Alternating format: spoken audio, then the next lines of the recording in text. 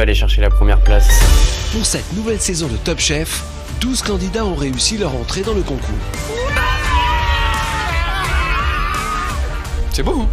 Elle est quand même pas mal, cette veste. Un rêve d'enfant, tu te dis jamais que ça va t'arriver à toi. Tous espèrent devenir le futur grand espoir de la gastronomie française. Moi, je viens pour gagner, c'est clair. On y est, quoi. Et ce qu'ils ignorent, c'est que même si les brigades n'existent plus, nos 5 chefs seront plus que jamais au cœur de la compétition.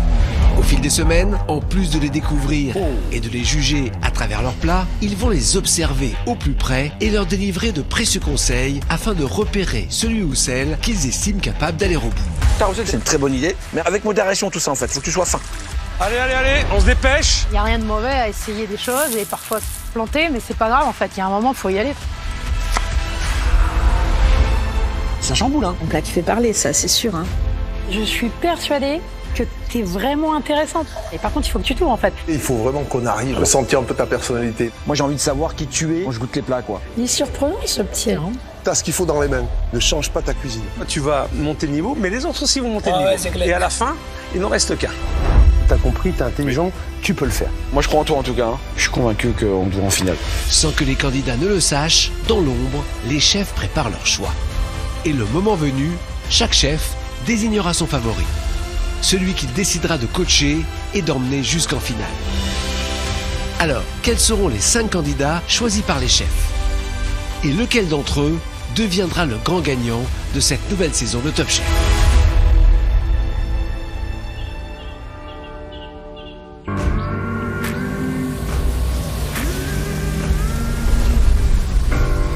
Là, je sais pas où on va, on fait du bus depuis 1 heure, gros, c'est bon. Ça stresse un peu. Je pas beaucoup dormi parce que voilà, on est un peu stressé, on bouge tout le temps, on ne sait pas où on y va. C'est vrai que depuis ce matin on roule beaucoup en plus, hein. Je sais pas du tout où on va, mais je pense que ça va être hyper impressionnant. Ouais. Je sens le truc monter là, c'est un peu chaud. Ça monte, hein? Ouais.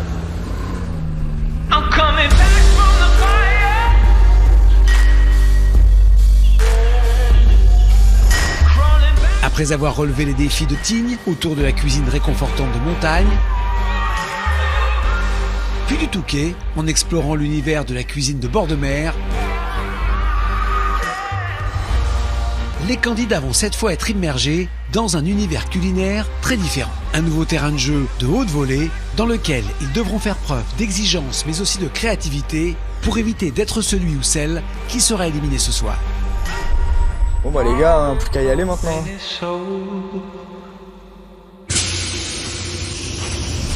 Les candidats se trouvent à l'abbaye de Collonges, à 2 pas de Lyon. Qu'est-ce que c'est beau, hein?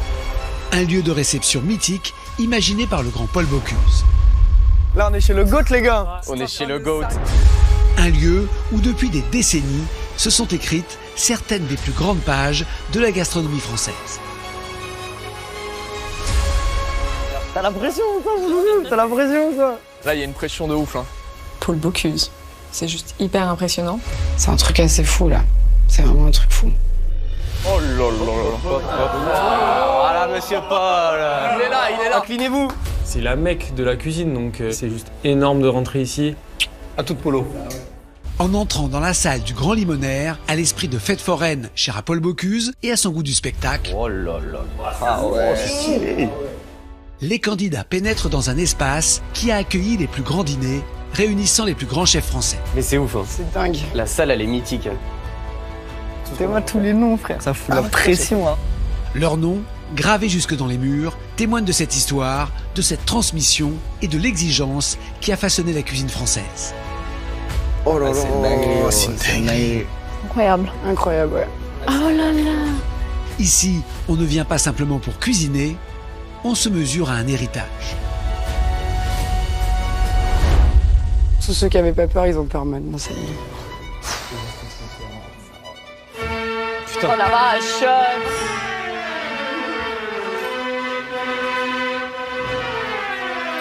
Quand tu vois des photos de l'abbaye, tu le vois ce truc. Mais je savais même pas que le truc pouvait te sortir de la musique, genre. Les petits détails des murs s'animent au rythme de la musique et en même temps c'est très solennel, personne parle. C'est un peu le début de la messe quoi et on se demande un peu à quelle sauce on va être mangé là. Incroyable. Ah, la pression. On peut applaudir les musiciens.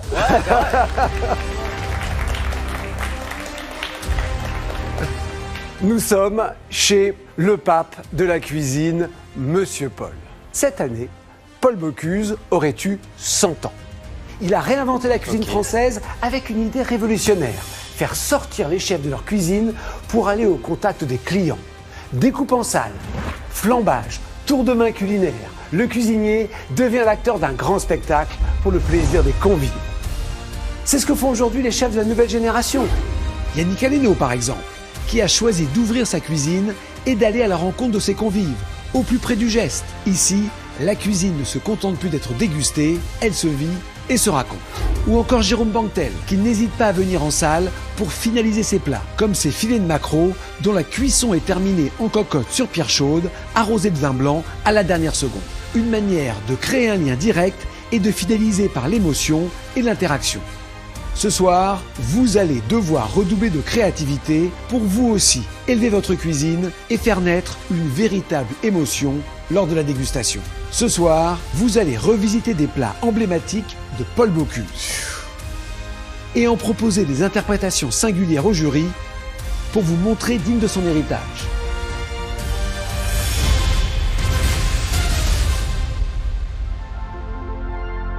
Est-ce que vous êtes prêts ? On y va ? 3, 2, 1, c'est parti. Allez, on y va.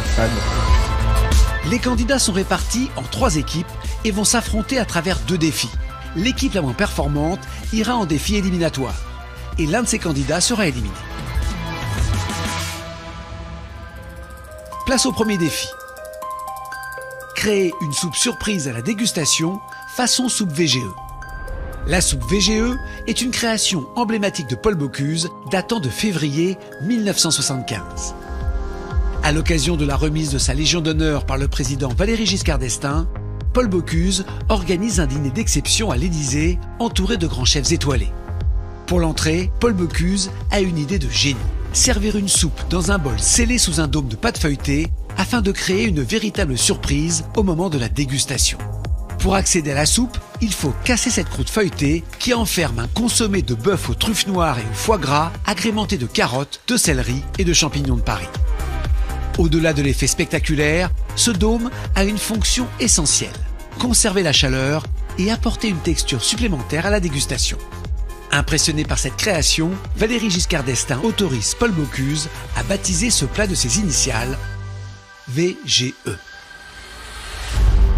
Et c'est sous le regard de leurs coéquipiers que les 3 premiers binômes vont devoir s'inspirer de la soupe VGE et à leur tour, imaginer une mise en scène autour d'une soupe et créer la surprise au moment de la dégustation. Allez, feu.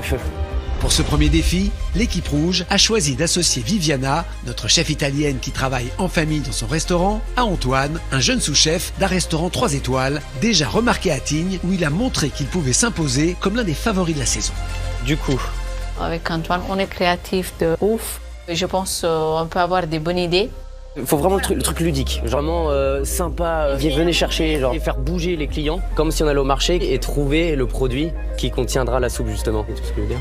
Ah oui, c'est beau aussi. Alors.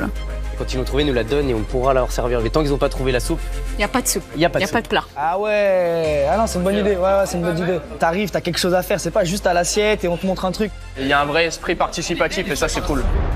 Du côté de l'équipe belge, on retrouve Aboubacar, chef à domicile pour un grand footballeur, et Lucas, sous-chef dans un restaurant 1 étoile. Déjà en binôme lors des sélections, Lucas avait remporté son défi en montrant une créativité foisonnante et des idées qui fusent.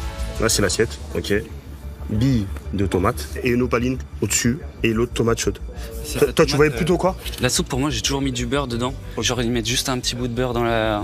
Ah ouais, mais ça marche pas avec ta recette. À voir, mon peu. Dis-moi ton idée de base. Ou alors, à la place de l'opaline, on met du beurre en plaque. Ah ouais. Et ça fait fondre. Et là, Ouais, c'est gourmand. Ouais. On fait une soupe blanche. Ouais, on verra. Une plaque de beurre qui va fondre. Ok, aromatisé. Et des petits légumes stylés. Au moment où on verse la soupe dans l'assiette, tout va fondre dedans. D'accord. Et tout se mélange. Et là, il y a la soupe. Ah, ok, ça, c'est une bonne idée. Ça, c'est une bonne idée. Ça va faire perler la soupe. Et c'est vraiment de la mise en scène, en fait. Enfin, pour l'équipe grise, Alexis, sous-chef d'un restaurant étoilé, qui avait autant amusé que régalé les chefs lors de sa qualification au Touquet, fait équipe avec Nicolas, chef exécutif auprès de Romain Médère, venu dans le concours pour s'émanciper de son mentor, est déjà auteur du premier coup de cœur de la saison. Alors moi je pensais une assiette creuse, mais normal pour une soupe, hein, remplie de légumes. Quoi, légumes un peu d'automne, topinambour, châtaigne, tout ça? On va avoir, si tu auras dans le garde-manger de toute façon à ce moment-là, avec un bouillon végétal. J'aimerais bien qu'il y ait de la moelle, parce que j'aimerais bien faire une coque de moelle et que quand on verse le consommé, ça fasse fondre. Oh, ok, et en gros que les légumes ressortent, que les légumes ressortent au moment, donc ça me parle. En fait, c'est la même idée, notre équipe et votre équipe, parce que c'est un gras qui fait. Ouais, mais nous, techniquement, une petite sphérification de moelle comme ça peut leur plaire. Ça peut leur plaire, ouais. Ok, let's go. Allez, vas-y, feu. Espérons pour les binômes gris et beige que cette coïncidence ne leur portera pas préjudice. Car pour ce défi, il va falloir frapper fort, très fort. Les équipes vont devoir surprendre un jury d'exception. Malgré l'absence ce soir de Philippe Etchebest, les membres du jury de Top Chef seront épaulés par 3 figures majeures de l'école Bocuse. Régis Marcon, chef triplement étoilé et lauréat du Bocuse d'Or en 1995. Gilles Reinhardt, meilleur ouvrier de France et chef exécutif des établissements Paul Bocuse. Tabata May, ancienne demi-finaliste de Top Chef, récemment étoilée à Lyon, première femme à qui Paul Bocuse a confié les rênes de l'un de ses restaurants. Alors, quel binôme va arriver à impressionner ce jury de très haut rang?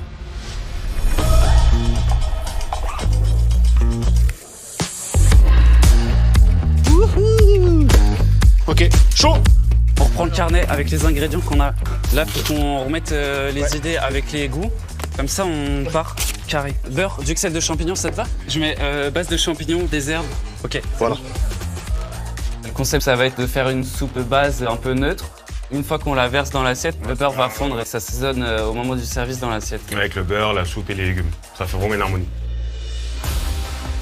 La recette, il y aura différentes billes de légumes au fond de l'assiette. Billes de carottes, courgettes, navets, croutons, pickles de champignons et un peu de foie gras poêlé. Dans la soupe VGE, il y a du foie gras. Donc on rajoute ça en clin d'œil. Dessus, on fera une plaque de beurre aromatisée, champignons, ciboulette, comme ça au moins il y a du goût. On coulera la soupe dessus. Ce sera une soupe de panais, blanche d'aspect mais qui sera très savoureuse bien sûr. Le beurre va fondre en contact de la chaleur de la soupe. Et on verra apparaître les billes de légumes bien travaillées. Beurre plus foie gras, là, ça fait trop, les gars, dans l'assiette. Ah ouais, non, mais il faut tenter. Hein. Il faut qu'il arrive à mettre la bonne quantité de beurre pour faire si qu'elle n'est pas trop lourde, quand même, c'est en soupe. Ouais, mais s'il y a beaucoup de beurre et tout. Non, non. Bah là, il faut qu'il soit très délicat sur la coupe de beurre, quoi. Mais c'est une bonne idée. C'est une bonne idée si c'est parfaitement exécuté. Bah, ça peut être spectaculaire, ouais, si ça marche. Tu démarres la soupe? Très bien, ouais, c'est ça, ouais. Moi, je me mets sur la soupe de panais. Et moi, je me mets sur l'opaline de beurre. En fait, il y a 2 éléments importants dans la recette. On se met tous les deux sur un élément important. On n'a pas un seul qui se met sur les 2 gros éléments et un autre qui tricote à côté. En tant que chef à domicile pour un grand sportif, Aboubacar est habitué des soupes diététiques mais goûteuses.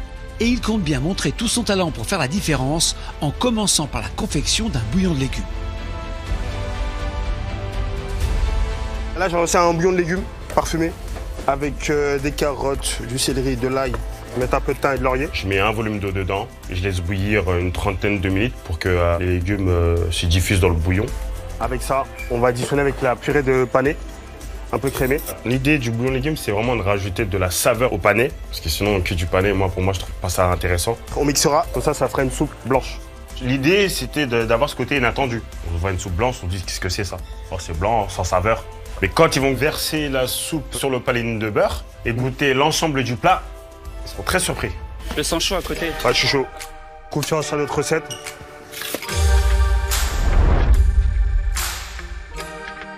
Le beurre, c'est ce qui va cacher la soupe, c'est ce qui va assaisonner. En vrai, il joue beaucoup dans cette recette. C'est pas simplement du beurre, c'est un beurre pommade avec de la ciboulette, une duxelle de chanterelle et des oignons ciselés. Et moi, j'ai peur que ça soit pas net, que ça soit pas homogène et tout, tu vois. Moi, j'ai confiance, Abou, il est serein, Lucas, il est serein. J'espère que... Ouais. Ça te va un truc qui croustille dans le beurre ou pas? Ouais. Pavot? Pavot, ouais, très bien. Pavot ou sésame noir? Pavot. Ouais, pavot, c'est très bien. Les graines de pavot, ça va croustiller dans le beurre. J'en ai pas trop mis. J'assaisonne et je fais goûter à tonton derrière. Tiens, vas-y, goûte ça. C'est bon? T'as goûté? Dis vraiment. Magnifique, top, vraiment. L'assaisonnement, très bien. Le goût de champignon, on le sent très très bien. Vraiment, c'est très bien. Ensuite, une fois que tous les éléments sont dans le beurre, je l'abaisse entre 2 papiers guitare. La finesse du beurre, c'est important pour que ça fonde. Vraiment très très fin. Comme ça, au moins, il n'y a pas ce goût trop gras en bouche. Là, le beurre, il est fait. Je mets ce beurre en cellule pour que le beurre pommade redevienne dur. C'est bon, il part bien. Ensuite, je découpe les disques de beurre à la taille souhaitée. L'idée, c'est que l'opaline de beurre épouse l'assiette. Le disque de beurre, c'est vraiment un élément qui va jouer lors de la dégustation. Bah, si on n'a pas ce beurre, pas de spectacle. Il faut que le beurre il tienne, qu'il n'ait pas de trou et qu'il fonde en plus au moment de la dégustation.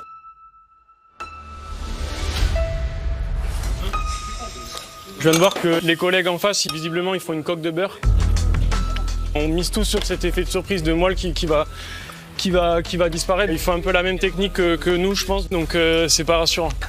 Je m'aperçois que Abou et Lucas, ils sont en train de faire un disque de beurre, donc c'est une matière grasse différente, mais c'est le principe reste c'est le même principe, ouais. Petit imprévu là pour les grilles là. Ah, ça m'emmerde bien ça. Ils ont l'air pas sereins du tout les deux là. Ouais. On fait quoi, on change? Je sais pas trop, je pense que ça serait trop risqué de changer de fusil d'épaule. Et on décide de prendre le risque de garder notre concept. On pense que ce disque de moelle rôtie crée un visuel un peu plus étonnant, plus soigné et un peu plus technique. Ça peut jouer en notre faveur, quoi. Alors du coup, dans le fond de l'assiette, on va voir cette magnifique brioche toastée. Ensuite, on va rajouter la farce de légumes. Cette farce de légumes d'automne, on a pris du panais, du navet, des champignons qu'on va rehausser avec un petit peu de citron confit, d'échalotes et pas mal d'herbes. Et ensuite, dessus, tout sera caché, il y aura un disque de moelle qu'on va venir faire fondre avec un consommé de légumes. Dans ce consommé, je vais mixer des légumes un peu racines. Donc il va y avoir du panais et du navet. Le but, c'est de mettre plus de panais que de navet, sinon on va avoir trop d'amertume. Et en fait, quand on va verser notre consommé, qui sera super chaud, le disque de moelle va fondre. Et là, ça va faire l'effet wow parce qu'ils savent pas ce qu'il y a dessous, quoi. Spectaculaire. Ils ont carrément copié notre recette, franchement, je suis un peu deg là. Ouais, sauf que nous, notre recette, elle est bonne, hein. Notre idée, elle est mieux, je trouve, on va gagner. Les idées sont bonnes, mais... Elles sont bonnes toutes les idées, les gars. C'est derrière le fourneau que ça va faire la différence.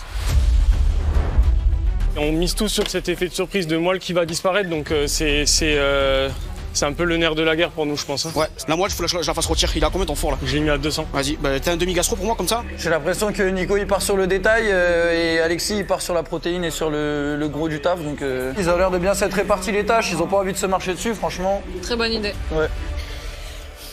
Donc pour le disque de moelle, je commence par mettre au four des os à moelle pendant au moins 30-35 minutes. La moelle c'est comment là? Ouais, ça rôtit.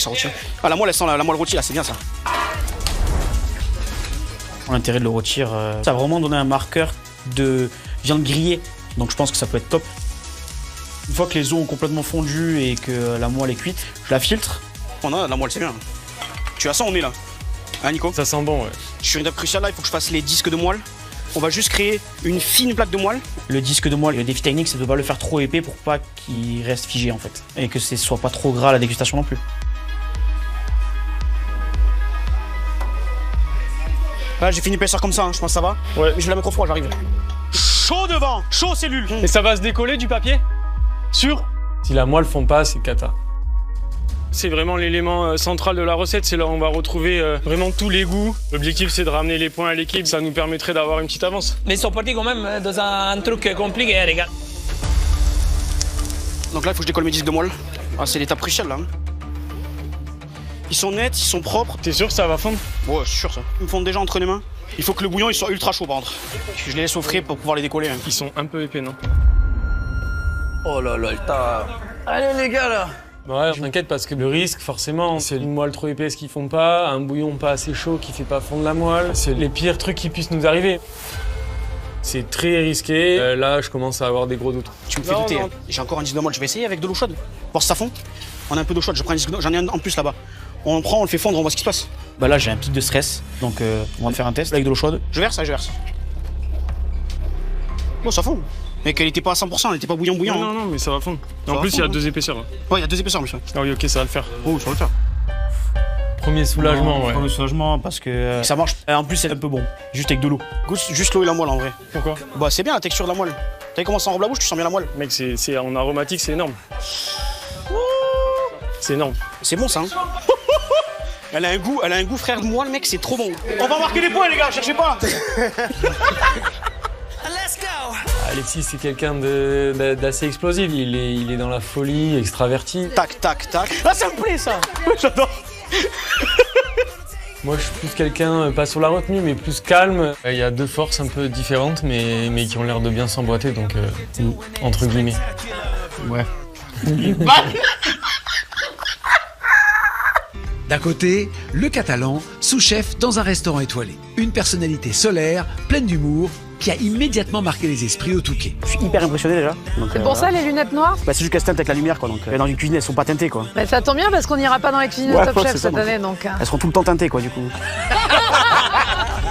Mais au-delà du tempérament, il y a la technique. Son rouget, cuisiné de la tête à la queue, avait su ravir les chefs. Si t'appliques ça sur tout le concours, bah franchement, il va falloir t'attendre au tournant. Ouais, bravo. De l'autre, Nicolas, disciple d'Alain Ducasse, aujourd'hui chef exécutif de Romain Médère, il est venu dans le concours avec une ambition claire. S'émanciper du style de ses mentors pour affirmer sa propre identité. Dans Top Chef, je viens chercher vraiment me dévoiler, apprendre à me connaître un peu plus tout seul. Réfléchir tout seul, agir seul. Voilà quoi, je veux me trouver, je veux montrer ma personnalité.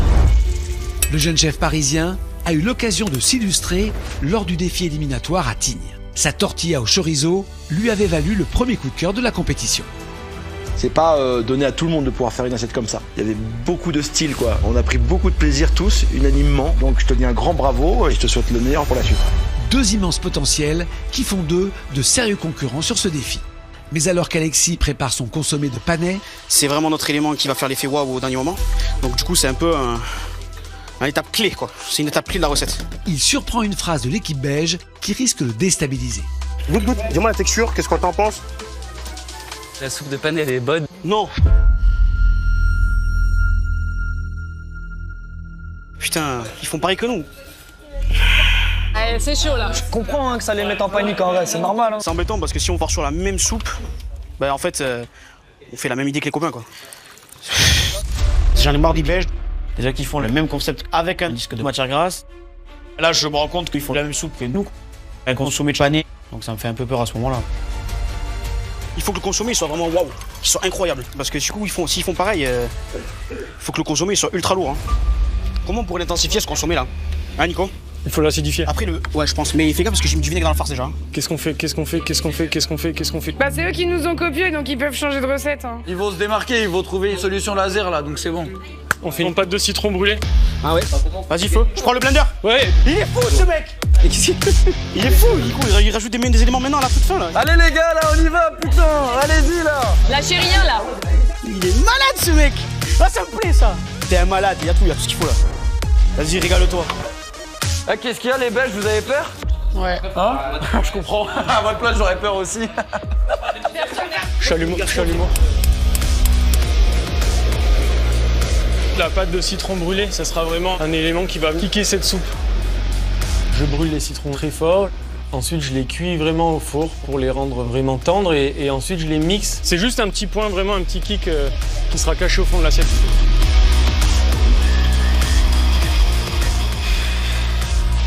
Là, je débarrasse mon condiment. Je pense qu'en assaisonnement, on a bien poussé les curseurs là. Tu prends une cuillère, tu fais ça. Et un peu de, je mets un peu de consommé à la cuillère. Un petit peu de bouillon. Et imagine-toi le gras de bœuf, la moelle. Bah, le gras, c'est ce qui va apporter le rond quoi.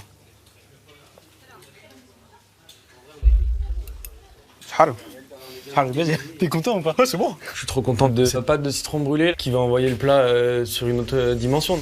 Si Nicolas et Alexis semblent pour l'instant pleinement satisfaits de leur concept et de l'avancée de leur recette, ils devront tout de même garder un œil attentif sur l'équipe rouge et un binôme aux deux forts caractères, Viviana et Antoine. Je pense qu'on est dedans, non? Ouais, on est dedans, c'est bon, on est concentré. Ouais, on est lancé comme des frelons là et on y va quoi.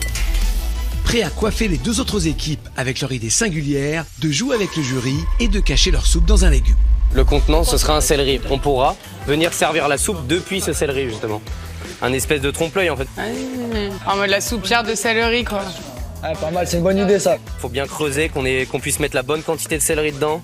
Je pense justement à faire comme un esprit de théière. Donc en fait, je vais venir avec un vide-pomme, faire un petit trou dans mon céleri pour en fait qu'on ait une espèce d'embouchure pour verser la soupe. Le côté spectaculaire, c'est vraiment de faire participer les jurys. Il y aura vraiment une espèce de petit étal avec plein de légumes différents. Il faudra qu'ils retrouvent le céleri qui contient la soupe justement. Vraiment un produit brut qu'on pourra aller chercher au marché, qu'on vient prendre et dire putain, il y a une soupe dedans. C'est comme un retour à l'enfance. Il faut avoir de la curiosité pour trouver la soupe. S'ils sont pas curieux, il ne va pas avoir de soupe, ils vont pas avoir d'assiette. Il y a un vrai esprit participatif et ça c'est cool. Non, c'est bien. Je trouve l'idée, elle est bonne, mais il y a beaucoup de taf. Ouais. Donc on va faire des petits billets de céleri rave bien glacés. On va mettre un peu d'anguille, un peu de poutargue La poutargue, c'est des œufs de poisson séchés pour donner un peu de iode. Et on va faire une petite huile d'aneth pour que ça perle au moment de verser la soupe dans l'assiette. Pour la soupe, on va faire velouté de céleri rave. Et surtout, on va faire une belle mise en scène. Avec ces idées-là, je pense qu'on peut révolutionner la soupe. Moi, je trouve ça très bien. Ouais, franchement, dans les bouts, c'est bien. Moi j'ai peur que votre recette elle soit un peu clivante dans les ingrédients quoi. On est quand même sur anguille, poutargue, donc on a du fumé, du sel, tout ça avec du céleri rave. Après, ça peut plaire au chef la poutargue. Ah, c'est vrai. Ouais, gros, t'inquiète. On va vous bouffer, ça couleur du sang, ça. Coucou les copains. Ciao. Faut le supporter. Vas-y, hein. Allez, les gars, allez. Les points, on va les gagner, vous inquiétez pas. Ce soir, c'est pas des filles éliminatoires pour nous. Ah là, c'est confiance, c'est cool. Donc, pour la soupe, on va faire velouté de céleri rave avec des petits billets de céleri rave bien glacés. Là, je suis en train de lancer le velouté. Pour préparer la soupe, je lance tout de suite des oignons avec de l'huile. Je vais rajouter mon céleri rave, le rôtir au maximum. Je vais mouiller avec du vin jaune. Pas que ça soit comploteux. Parfait. C'est beau, ça sent bon ça. Ça te plaît? Je mets du vin jaune pour donner un peu ce côté acidulé.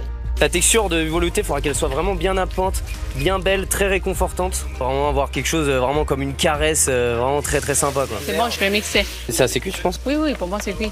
Le céleri rave, c'est un produit terreux et il faut mettre de l'amour pour rendre bien gourmand.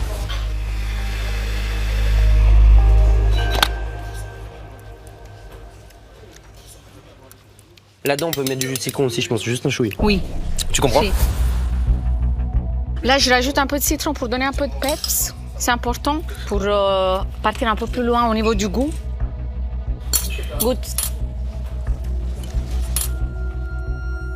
C'est léger en sel. Hein. Ah ouais? Tu trouves ou pas? Non. Moi, je trouve ça pas assez corsé. Tu sais ce que je veux dire? Si, on peut rajouter du sel, il faut faire attention. Mais doucement, oui. Antoine, il est un peu têtu. Ça me fait peur, le plus de sel.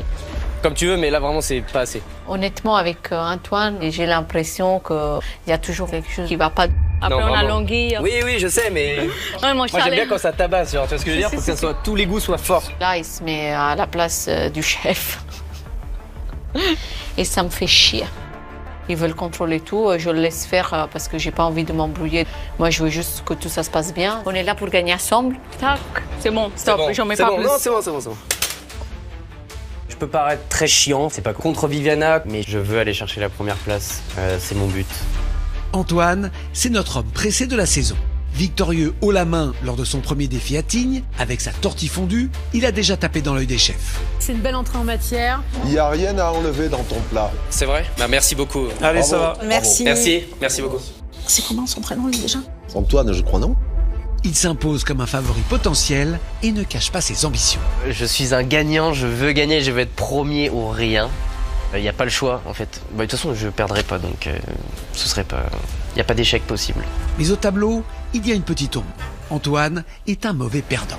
Qu'un plat ne soit pas apprécié, je détesterais ça. Finir dernier sur une dégustation, je ne supporterai pas ça. Je crains de péter un câble. Alors espérons pour lui et pour l'équipe rouge que leur concept fera mouche. Sinon, de la soupe spectacle, on pourrait vite passer à la soupe à la grimace. Donc là, il aura vraiment la soupe côté velouté. Et ce côté mâche, ce sera vraiment mes billes de céleri qui seront juste bien cuites, bien rôties, qui vont apporter de la mâche. Ces billes de céleri, j'ai commencé par les blanchir, justement pour faire une pré-cuisson, pour pas que ça dure trop longtemps et pour pas qu'au rôtissage, je fasse que du rôti et au final ça brûle avant de cuire en fait. Vas-y, choper du temps. Tu peux surveiller, j'arrive. Vas-y. Antoine, franchement, on travaille bien ensemble. J'espère juste que ça va nous ramener la victoire. Allez, on y va là. Andiamo. Et on met un peu de beurre après. Ouais, du beurre pour que ça colore. Et ensuite on les rôtit pour lentement une belle coloration. On rend le céleri très sexy. Très sexy, ouais. Donc on est très content. On va gagner, moi je te le dis. Magnifique. On laisse le beurre et les sphères dedans pour vraiment pas qu'elles dessèchent quoi. Le gras, c'est la vie. Ça, j'ai appris en France. J'avais des collègues, le gras, c'est la vie. Ben oui, le gras, c'est la vie, t'y vas. Et souvent, ils balançaient une botte de beurre dans la casserole, non? Même pour le personnel. Moi, je disais, oh, je suis au régime. Il n'y a pas de régime en cuisine. Allez, préparez-vous. Il va falloir faire le spectacle en salle dans 2 minutes. Vas-y les gars, on a fini, on dresse là, on fait ça propre. Super bon. Chez les rouges, ça a l'air quali quand même. Chez les rouges, ça a l'air vraiment bien. Ça, tu te laisses le dresser, je vois pas trop comment tu veux faire. Naturellement, comme ça. Stylé. Une petite râpée de citron noir. Je pense que ça donne envie, on est confiant. Ça passe pas, ils sont trop petits. Tu penses que c'est trop petit? Bah ouais, on est Mais attends, le cercle qu'il avait tout à l'heure, il avait l'air bien, non? Je comprends pas. Bah la taille du beurre est un peu petite par rapport à l'assiette. Ça joue à rien en plus. Aïe, aïe, aïe. Sinon on va le réétaler et redétailler. S'ils n'ont pas le disque de beurre. Bah là, y a plus rien, là. T'inquiète Lucas, ça va le faire. J'ai confiance. À la fin, on va dresser un truc costaud. Et là, on va rajouter du beurre fondu. Pour rebondir direct. Abou, il réagit bien, hein. Franchement, il gère. On va réétaler. Allez, balance, balance. Vas-y. C'est pas grave, hein, si vous avez 0, on vous aimera quand même. Hein. Allez, monsieur Paul vous attend, dernière minute. C'est une bombe pour refroidir le système D. Hein. Et ça marche en plus, Lucas. C'est bien. On y est, c'est maintenant, faut rester dans le tunnel. Là. On bouge plus, ça marche. Marche pas. Si, c'est bon là, Lucas. Ah, il est un peu cassé, Ah, il y putain. a des trous. petits trous. Faut des herbes dessus. Hein. Essayez d'embellir. Attention, 5, 4, 3, 2, 1. Stop, c'est terminé. Vamos! Ouais! Allez, bravo.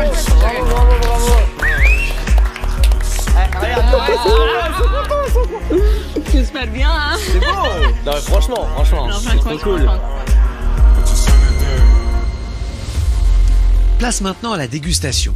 Nos candidats vont passer devant le jury pour défendre leur plat, justifier leur choix et répondre aux interrogations des chefs. Antoine et Viviana ont décidé de jouer avec les membres du jury. Alors c'est un pari, hein. Soit ça les amuse, soit ça les amuse moins. Oula, Ils sont venus carrément avec les paniers.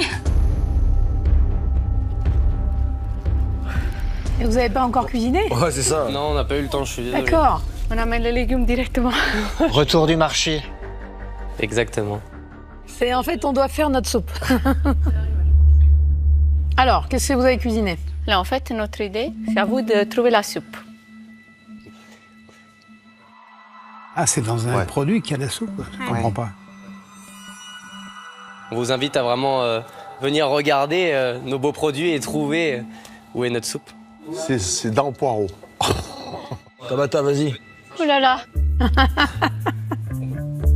C'est beau, hein? Bon, bah, je pense qu'on a vu, non? Dans les céleris? Oui, exactement, c'est ça. C'est hyper cool, la mise en scène. Elle est chouette. Enfin, le chef Le Québec, elle a sourire jusqu'aux oreilles, donc...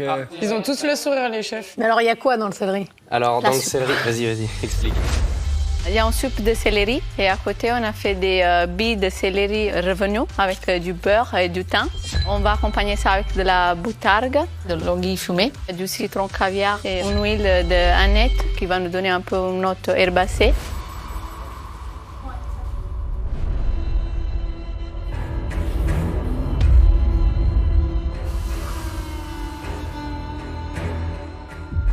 Ah, ouais. Ah, c'est bien. C'est bien stylé. fait. Ah, bravo les gars, bravo. Bravo. Ah, très bien. Bien fait, bien fait. C'est très parfumé. Hein. Oui, il y a beaucoup d'odeurs. Avec les céleris, un petit odeur un peu rôti, fumé. En tout cas, ils ont tous le sourire, Ouais, ils ont tous l'air satisfaits. ils ont tous trouvé Ils ça aiment beaucoup cool. l'idée, ça leur plaît l'idée en tout cas, c'est cool. C'est bien, ça, mon pote, c'est bien, je suis content. Déjà, il y a du sourire chez les membres du jury. Il faut aussi que ce soit bon. Allez, on y va? Ouais.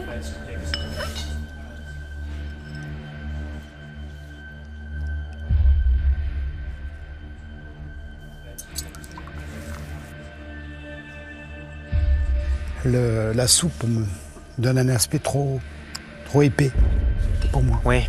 C'est trop puré. Bah, c'est une soupe épaisse, là. C'est une soupe veloutée, type velouté, ouais. Ça peut marcher, un velouté, c'est une soupe, hein. C'est juste qu'elle est un peu plus épaisse. Et voilà. C'est pas clair, c'est pas translucide, mais c'est une soupe, quoi. Soupe épaisse, quoi, pour donner un côté un peu plus paysan. Ouais, plutôt velouté, crémé, gourmand, enfin voilà quoi. On voulait pas que On voulait ça pas une fasse, soupe aqueuse, voilà, très comme de fouteuse, l'eau. voilà. Ouais, mais là, c'est un peu épais pour moi.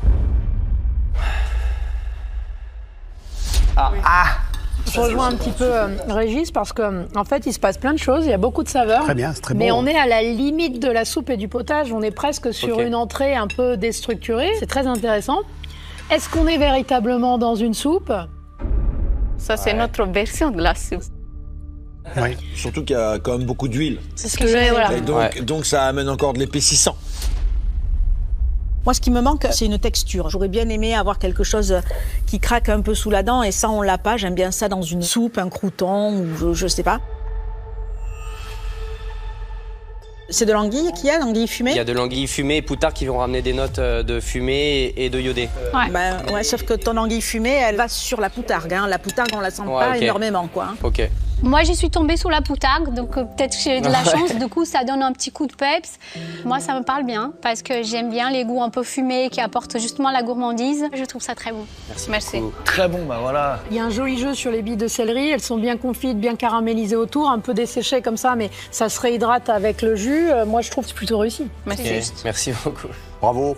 En tout cas, à deux, c'est pas facile de s'entendre sur des trucs comme ça. Là, c'est un bel accord plutôt entre bien vous deux. passé. Oui.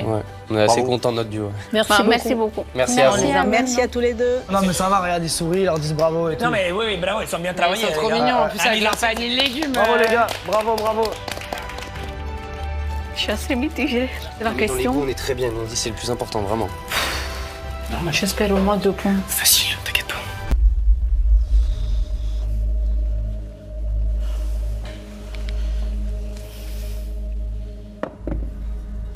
Bonjour. Bonjour, chef. Bonjour. Nicolas et Alexis tentent quelque chose de très technique. Il y a déjà ce disque de moelle qui doit libérer des petits légumes. Sur le papier, c'est génial. Maintenant, il faut que ça marche.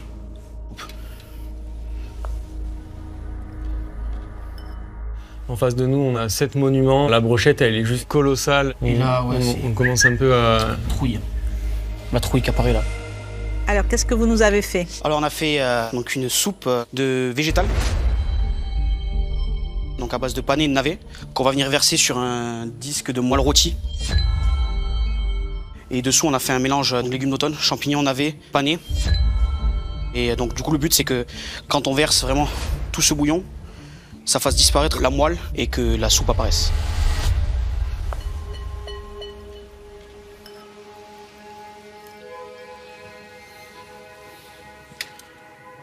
On sent que Nicolas et Alexis sont impressionnés de servir devant un tel parterre de chefs. Oh, ça fait tellement bader les chefs qui te regardent comme ça.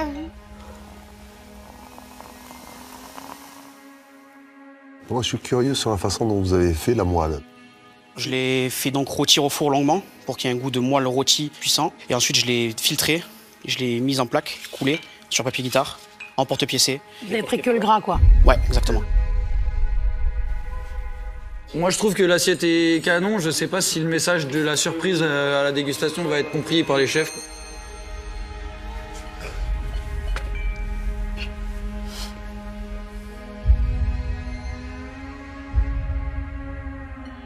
Donc la garniture, vous avez dit champignons? Navet, pané. Pané. Et ce consommé donc de pané, on l'a infusé avec des os en moelle aussi. Donc le consommé, il n'est pas que végétal alors? Le consommé n'est pas que végétal, pardon, excusez-moi.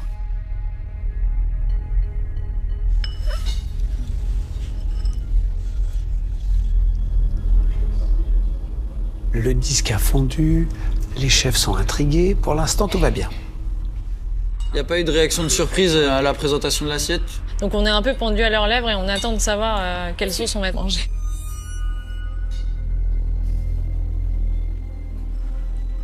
Il y a beaucoup d'éléments. Et pour autant, chaque élément a bien sa place. Yes! On ressent bien effectivement du condiment citron, au petit jeu de champignons, à la complexité de ce bouillon très végétal qui fait du bien, qui est bien assaisonné, qui sature pas du tout en sel, qui est presque un peu sous-assaisonné et c'est pas pour autant dérangeant. Continuez, chef Leclerc, allez-y s'il vous plaît. Puis on a le côté rôti de la moelle qui est agréable et qui vient quand même ramener un peu de mordant à l'ensemble. Moi j'aime beaucoup, c'est une très belle réalisation. Merci, chef. Yes! Ah, bon, ça, J'aime beaucoup. Franchement, ils ont des super retours. Hein. Moi, je pense que le goût est là. Maintenant, c'est sur le spectaculaire que ça va jouer. C'est vrai que la moelle, c'est ce qui vous a permis de faire l'effet surprise, en fait. Hein. Yes, elle a dit l'effet surprise, la chef d'Arrose. Oh, ça, c'est génial. Mais ce qu'il y a surtout, c'est qu'elle amène du goût au plat, quoi. Hein. Elle n'est pas là que pour créer la surprise, elle est aussi là dans l'équilibre du plat. Je trouve que c'est vraiment un plat très, très réussi. Yes! Ah, génial. Il y a le goût, il y a le visuel, il y a la surprise. C'est génial. Mon seul petit bémol, c'est que j'aurais mis un tout petit peu plus de garniture. Pour ma part, le point un peu négatif, c'est qu'avec la moelle, on a ce côté vraiment un peu gras qui ressort. Mais non. Oh mon Dieu. Ah, c'est stressant de ouf. Il y a le côté gras de la moelle, mais il est contrebalancé par ce persil, par cette herbe, et puis le petit citron qu'on va aller chercher au fond de la coupelle. Si le chef Marcon il dit ça, c'est génial. Réussir à rendre une soupe esthétique et élégante, ça déjà c'est bravo, parce que c'est quand même pas le plat le plus évident à mettre en valeur. Ça représente exactement ce qu'on vous avait demandé. Un effet un peu waouh, avec cette moelle qui fond sous le bouillon bien chaud. Un travail à 80 comme ça, dans un temps imparti, c'est une vraie réussite, bravo. Ça s'est bien passé d'ailleurs? Ouais, ça va. C'est un bon binôme, on a pris du plaisir. Là, ça s'est senti, je crois, dans l'assiette. Merci beaucoup. C'est pas mal. C'est pas mal. C'est pas mal. Bravo les gars. Yes. Putain, yes.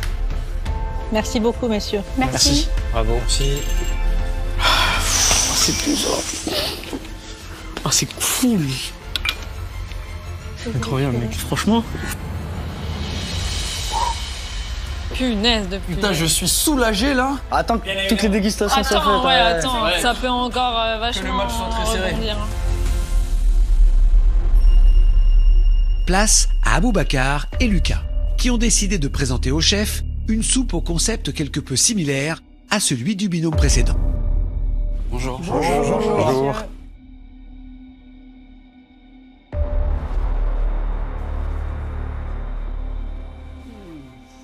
Merci.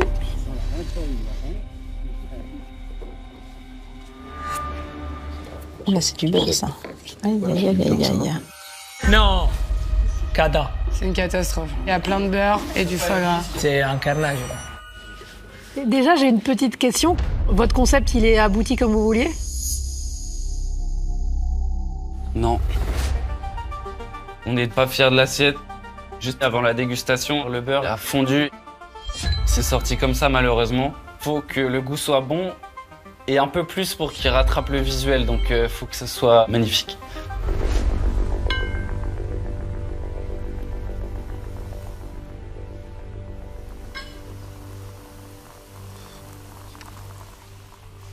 C'est chaud. Vraiment un carnage. Comment elle s'est passée l'épreuve? Est-ce que c'est le visuel que vous attendiez? Non. En fait, la soupe devait être cachée par une plaque de beurre. D'accord, donc on aurait dû avoir une opercule de beurre sur toute l'assiette. Voilà, fermée. D'accord. Le problème, c'est que le beurre était trop fin. Comment vouliez-vous qu'un disque fin tienne sur cette garniture chaude? C'était impossible. Ou alors fallait mettre ce disque au dernier moment. Par anticipation. Tu vois ce que je veux dire? Effectivement. Quand on part sur une assiette qui n'est pas très jolie avant la dégustation, déjà ça peut faire perdre des points, on n'a pas forcément envie d'aller dans l'assiette. Donc on attend qu'il goûte, c'est ce qui peut nous sauver, quoi. Exactement, le goût. Comment il s'appelle ce plat? La soupe de foie gras végétal. Au beurre. Wow. Il y a du foie gras et du beurre alors? Non, il y a des légumes aussi. Oui, mais il y a quand même du foie gras et du beurre ensemble. Oui. Ça a l'air bien léger le truc. C'est une soupe de beurre. Bon, moi, il y a du liquide, ceci dit, mais... Ah, c'est sûr que le beurre fondu, c'est liquide. Et pourquoi le beurre? Le beurre, en fait, c'est la soupe, il y a toujours des petits morceaux... Enfin, c'est meilleur avec les petits morceaux de beurre dans l'assiette qui fondent au fur et à mesure. Ça se mélange et au final, ça change la soupe. Et c'est un beurre de quoi? Duxelles de chanterelle, des herbes et des graines de pavot. Ah, regarde, il y a le beurre qui est en train de fondre là, ça. Les pauvres, ils font trop de la peine. C'est un carnage. Ah, là, il n'y a pas d'autre terme, là, c'est... Ah, je suis pas bien pour eux en vrai. T'en prie. Vas-y, agis.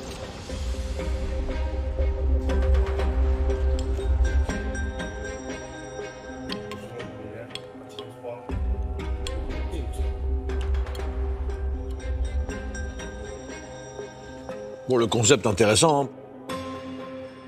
Je suis breton, donc le beurre, c'est pas quelque chose qui me dérange souvent quand même, globalement. Ça apporte beaucoup de gourmandise. C'est très joueur en bouche. Il y a plein de jeux de texture, les petits croutons sont intéressants.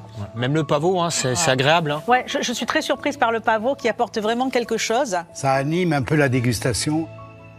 Les jeux de taillage sur les garnitures, les cuissons qui sont bien menées, tantôt encore un peu fermes, tantôt encore un peu fondants. Franchement, elles sont super. C'est bien, les gars.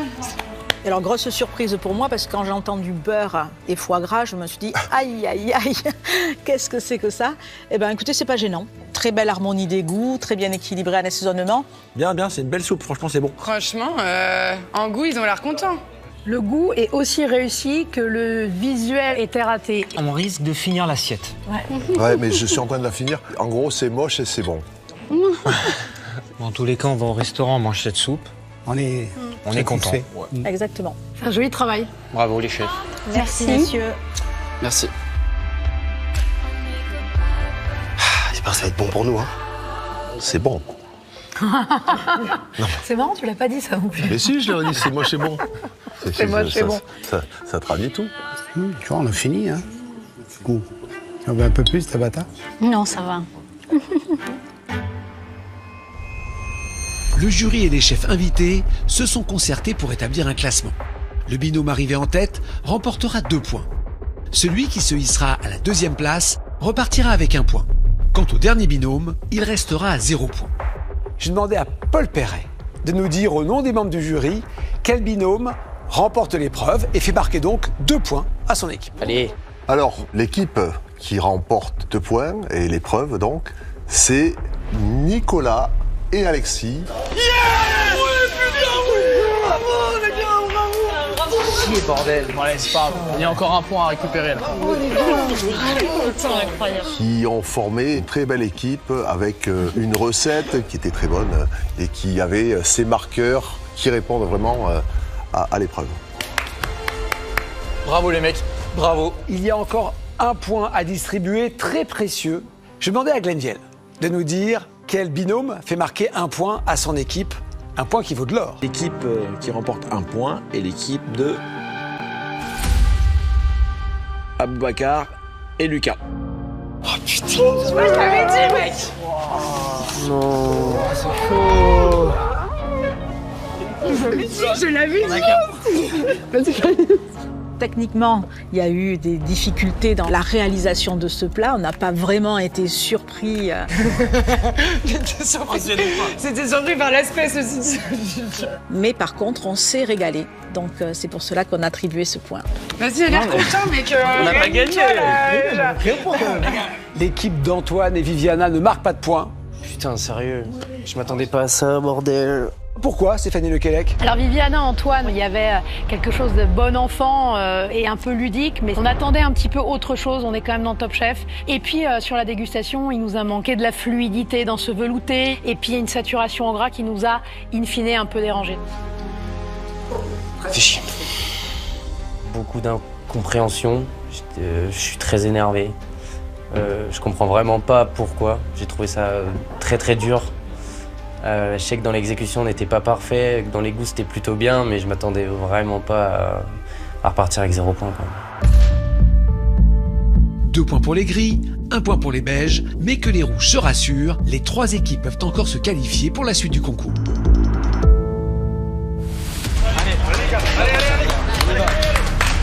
Place au 2e défi de cette journée. Maîtriser la cuisson en croûte de feuilletage. Si les chefs ont lancé ce défi à nos candidats, ce n'est pas un hasard. C'est ici même, il y a une 50aine d'années, que le grand Paul Bocuse a mis au point l'un de ses plats emblématiques, le légendaire loup en croûte. Une véritable prouesse technique, car le loup entier, écaillé et farci d'une duxelle, arrive à table emprisonné dans une croûte de feuilletage. La croûte est alors brisée et les filets sont levés devant les convives avant d'être servis accompagnés d'une sauce choron. Les plats en croûte de pâte feuilletée, ce sont des plats extrêmement techniques. L'interaction, elle se passe sous four. Les cuisiniers, ils ne peuvent rien faire. Ils ratent tout de A à Z. Les choses qu'on cuit dedans, par exemple les poissons, la viande aussi, ça dégorge de l'eau de cuisson. Du coup, ça détrempe sur la pâte feuilletée. Pour pouvoir s'en sortir, on est obligé de mettre quelque chose entre ta pâte feuilletée et ta viande ou ton poisson. Soit c'est des feuilles de chou, des feuilles d'épinards, soit c'est des crêpes. Parce que ça va faire les barrières d'humidité. C'est impératif. Et la deuxième chose, il faut penser au montage. Pour que tu puisses avoir une découpe jolie, il te faut du ciment. Et les ciments, c'est souvent des mousselines. Parce que sinon, à la découpe, c'est casse-gueule. Et après, comment ne pas rater la cuisson? C'est souvent trop cuit. La croûte, en fait, elle fait les systèmes d'étuvée. Elle va servir comme une cocotte minute, en fait. Pour pas surcuire les produits de l'intérieur, attention à votre pâte feuilletée, qu'elle soit bien froide avant de mettre au four. Il faut qu'ils sachent aussi ça. C'est très important, toutes ces étapes, c'est ça qui va marcher à la fin. Et là, c'est bon, c'est pas bon. C'est là que tout se passe. C'est un défi extrêmement complexe et à l'issue incertaine, jusqu'au moment de la découpe qui attend nos candidats. Allez. Pour l'équipe grise, Victor, notre chef exécutif imprévisible mais néanmoins technique, et Léa, notre chef privé qui aime apporter des touches iodées dans ses créations. Ouais, du coup, déjà, on n'a pas le choix sur la croûte, faut que ce soit le feuilletage. Ça, au moins, Par contre, bateau. on peut mettre une surprise à l'intérieur. Ouais. Avec Victor, là, faut qu'on réfléchisse vite et bien. Faut vraiment qu'on trouve l'idée qui fera la différence. Peut-être qu'on pourrait, du coup, utiliser du poisson, avoir ce qu'on a, mais enveloppé dans de l'algue. Les algues, c'est bien, ça va protéger le poisson de la surcuisson. De l'algue. Ça dépend ce qu'ils cuisent dedans, ça peut être une bonne idée. Ouais. En goût, ce sera très bien aussi. Moi, personnellement, je suis fille de marin-pêcheur, donc ça me parle énormément. C'est une très bonne idée, ça. Vas-y, prends les garnets, on va voir qu'est-ce qu'on peut faire.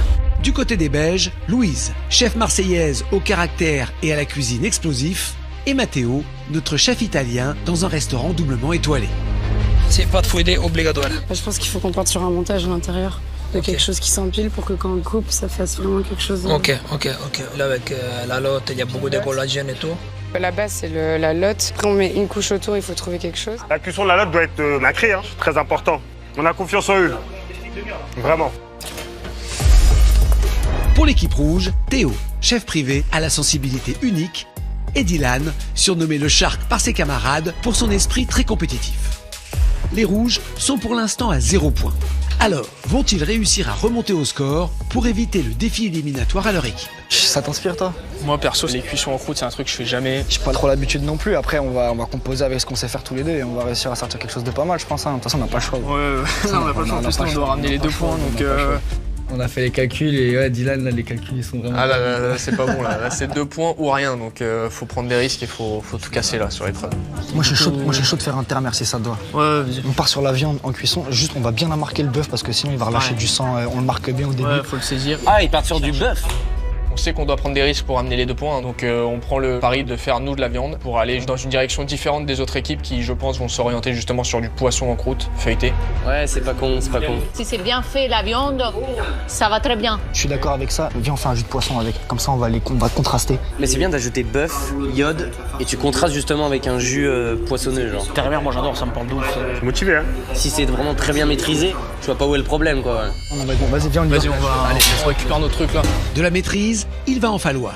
Car à la fin de ce défi, ils présenteront leur plat à nos chefs, accompagnés cette fois de 3 nouveaux disciples de Paul Bocuse, Christopher Coutenceau, le chef triplement étoilé de La Rochelle, Benoît Charvet, le chef pâtissier des restaurants Paul Bocuse, champion du monde des desserts glacés 2018 et pâtissier de l'année 2019, ainsi qu'Olivier Couvin, meilleur ouvrier de France, grand spécialiste du loup en croûte de Paul Bocuse. On a du lourd, là. Ouais, t'as du lourd, c'est chaud. T'es mec, tu fais du poisson avec Christopher Coutenceau, là, c'est ton dax. On y va, frérot? Allez, let's go. Nos 3 binômes s'apprêtent à réaliser un défi culinaire de haute voltige dans lequel il faudra allier technicité et inventivité pour l'emporter. Allez là, chaud devant, ça glisse. Un défi a priori sur mesure pour le duo formé par Victor, technicien de formation, La cuisine de Paul Bocuse, c'est quelque chose que j'ai beaucoup étudié. À l'école des cuisines, on a été amené à travailler le poisson en croûte quelque part. Et la technique, moi, je trouve que ça fait vraiment partie du bagage qu'il faut avoir dans une cuisine. Ça te permet d'avoir après, derrière, un panel de possibilités pour pouvoir t'éclater. Et Léa, qui fourmille d'idées créatives. Je vais venir ajouter du citron et un peu de sucre sur la garniture. C'est assez étonnant et c'est un peu chelou, mais ça me représente bien. On se répartit super bien le travail. Le poisson et ma pâte feuilletée, c'est technique, mais Victor, franchement, se sent bien d'aller là-dessus. Il veut le faire, donc je lui fais full confiance. Entre la technicité et la créativité, on s'est bien trouvé. Le poisson, on a pris un sar. On va enlever les arêtes par l'intérieur en laissant vraiment le poisson entier. À l'intérieur, on va avoir une petite farce algues, ail, ciboulette, quelques zestes de main de Bouddha. Là, vraiment, c'est histoire d'avoir de la fraîcheur et quelque chose qui se passe au milieu du poisson quand on va le découper. Ensuite, on va venir le rouler dans les grosses algues kombu qui sont là. Ensuite, on va enfermer ça dans la pâte feuilletée pour avoir les règles. Comme ça, on a notre poisson en croûte. En visuel, on va faire un poisson sculpté, détaillé avec les écailles, les arêtes, tout ça, tout ça. À côté de ça, on aura une petite garniture de crône revenu dans du beurre, quelque chose d'hyper gourmand. Je vais utiliser les petits fenouils aussi. Et on va faire une petite sauce chimichurri remplie d'amour et de fraîcheur. Coriandre, ciboulette et un peu d'aneth. Algues, crône, fenouil. Faudrait pas qu'on perde le sujet qui est le feuilletage, quoi. Et ce qu'il y a à l'intérieur, quoi. En fait, ça va être un jeu d'équilibriste. Moi, le poisson, c'est quelque chose que je travaille assez souvent, c'est quelque chose que j'aime beaucoup faire, que j'aime beaucoup cuisiner. Le char, c'est un choix stratégique parce qu'il faut un poisson qui soit quand même pas trop gros, qu'on puisse avancer la cuisson tranquillement sans avoir besoin de paniquer avec un poisson énorme qui va pas cuire. Et inversement, avec un poisson trop petit qui serait surcuit à la découpe et à la dégustation. Et en même temps, ça va avoir une belle forme quand on va pouvoir le dresser dans la pâte feuilletée. Donc ça, vraiment, déjà, c'est bien. Le sar, il va le désosser d'intérieur, je crois, non? Ça, pour le coup, c'est pas évident de désosser d'intérieur. Victor, c'est un monstre aussi. Là, tu vois, j'ai vidé les arêtes de mes poissons tout en les gardant entiers. Comme ça, quand on va les recouvrir avec la croûte, ça va être nickel. Trop bien. La pièce maîtresse, c'est le sar vidé par l'intérieur, farci avec algues, ciboulette, ail et un peu de main de Bouddha râpée. Tu veux étaler la pâte feuilletée? Allez, c'est parti.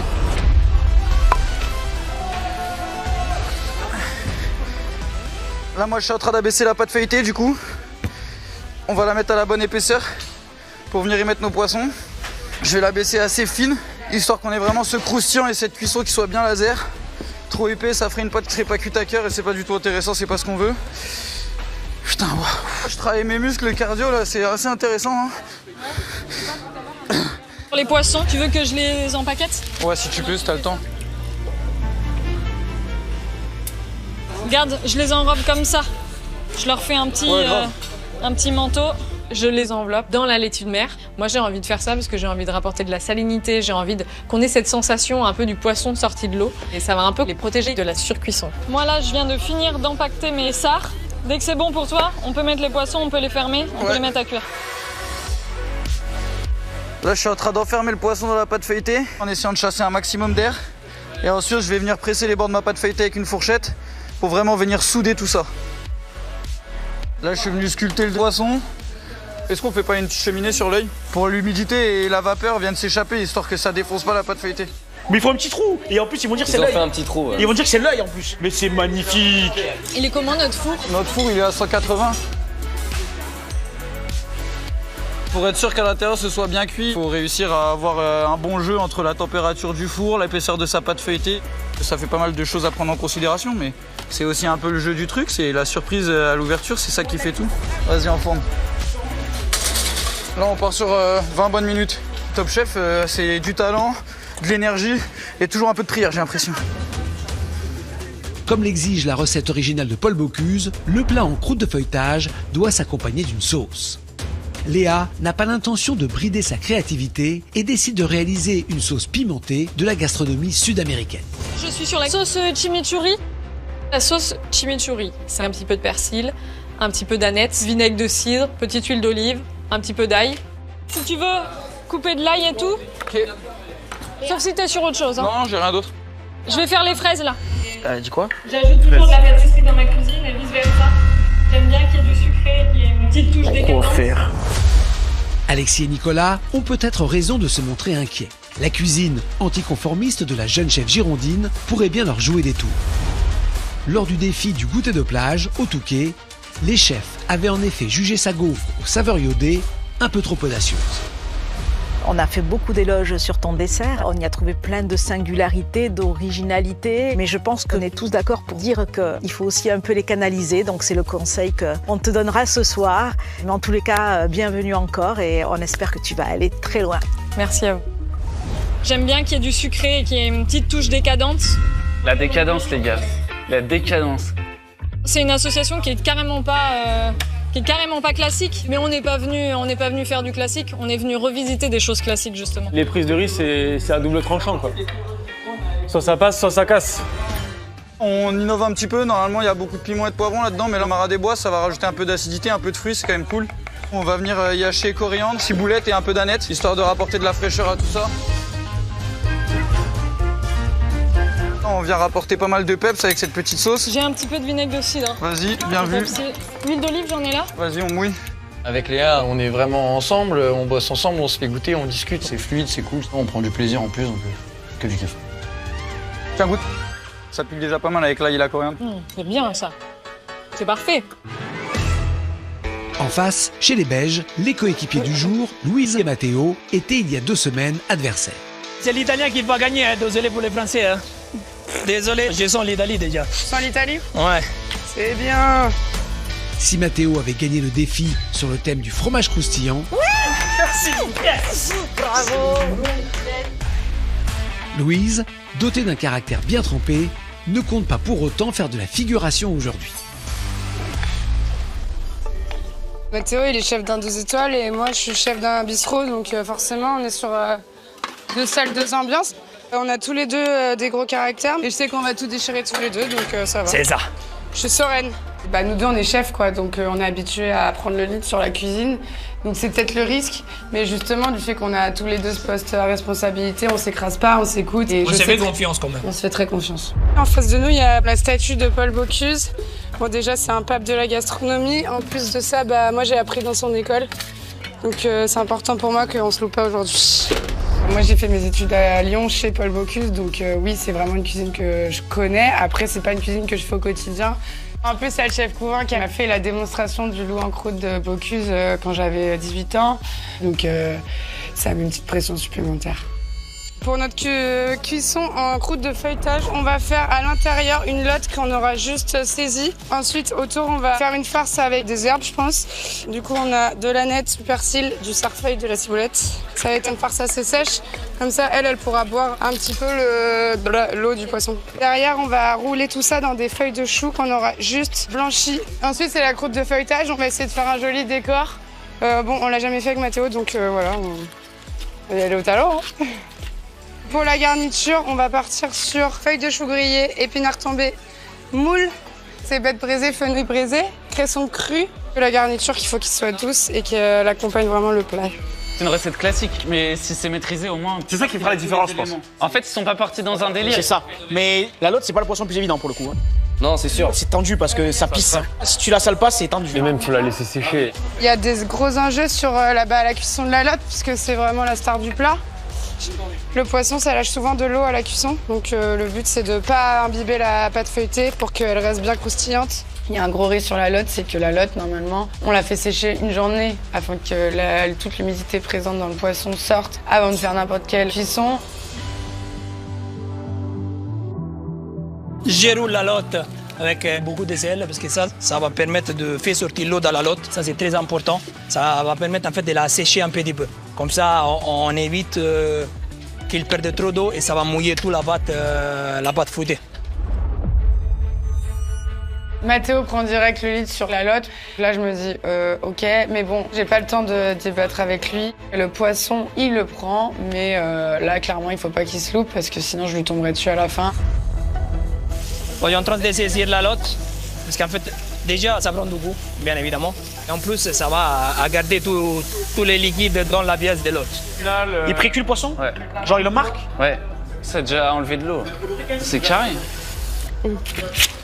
Vas-y, Louis. Tu fais cuisson, les herbes hachées. Vas-y, tu peux les faire. T'as 5 minutes. Chef. Oui, chef. Ouais, je sais. Je l'appelle chef parce que pour qu'il comprenne que là, il est en train de me parler comme à sa commis. Je sais, désolé. Il s'en rend compte direct, il s'excuse et on repart sur une bonne base parce que sinon je pense que je faisais la commis derrière lui pendant toute l'épreuve. En cuisine, faut toujours prouver plus parce que t'es une nana. On me disait beaucoup, t'es hyper mignonne, pourquoi tu vas te cacher dans la cuisine, va en salle. Ouais, ça m'a un peu en colère, mais ça m'a aidé à me forger un caractère. Aujourd'hui, j'aime pas me laisser faire. J'ai une équipe que de mecs dans mon resto et c'est moi leur boss quoi. Pardon, désolé. On est une équipe, il faut travailler ensemble. Et on va arriver ensemble. Et il va falloir faire preuve de cohésion pour l'étape délicate du montage. Bah moi je suis prête, la farce elle est bonne, je sèche les feuilles de chou. Et après on peut rouler déjà. Comme l'équipe grise, ils ont judicieusement choisi de protéger leur poisson avant de l'enfermer dans le feuilletage. Cela afin d'éviter que la lotte ne détrempe sur la pâte. Le chou c'est un légume qui supporte très bien la chaleur. Je sais qu'il va pas partir en compote comme l'épinard par exemple.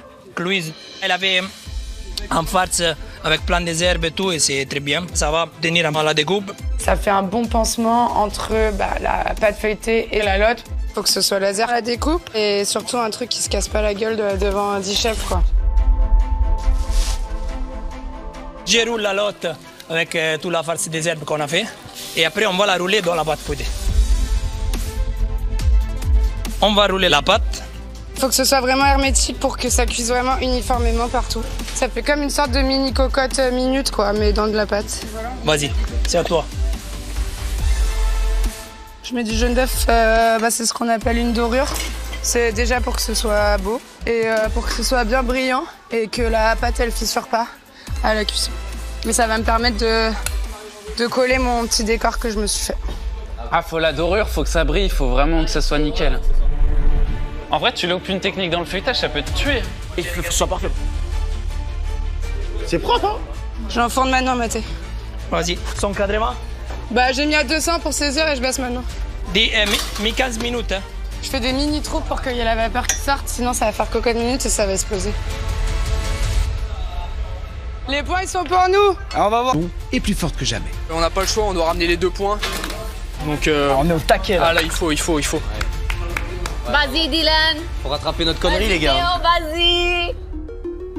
Contrairement aux équipes adverses, ils ont choisi de travailler la viande et dans une large mesure. On va partir sur 3 viandes différentes. On va faire du bœuf et on va se faire une farce de volaille avec dedans des petits bouts de magret de canard. Ça sera un peu comme un pressé de bœuf en fait, avec plusieurs étages bien différents, bien distincts. Après, forcément, on aura une cuisson en croûte feuilletée, hein. Ça c'est le thème, donc le but c'est que ça soit vraiment très visuel, très très joli, bien décoré.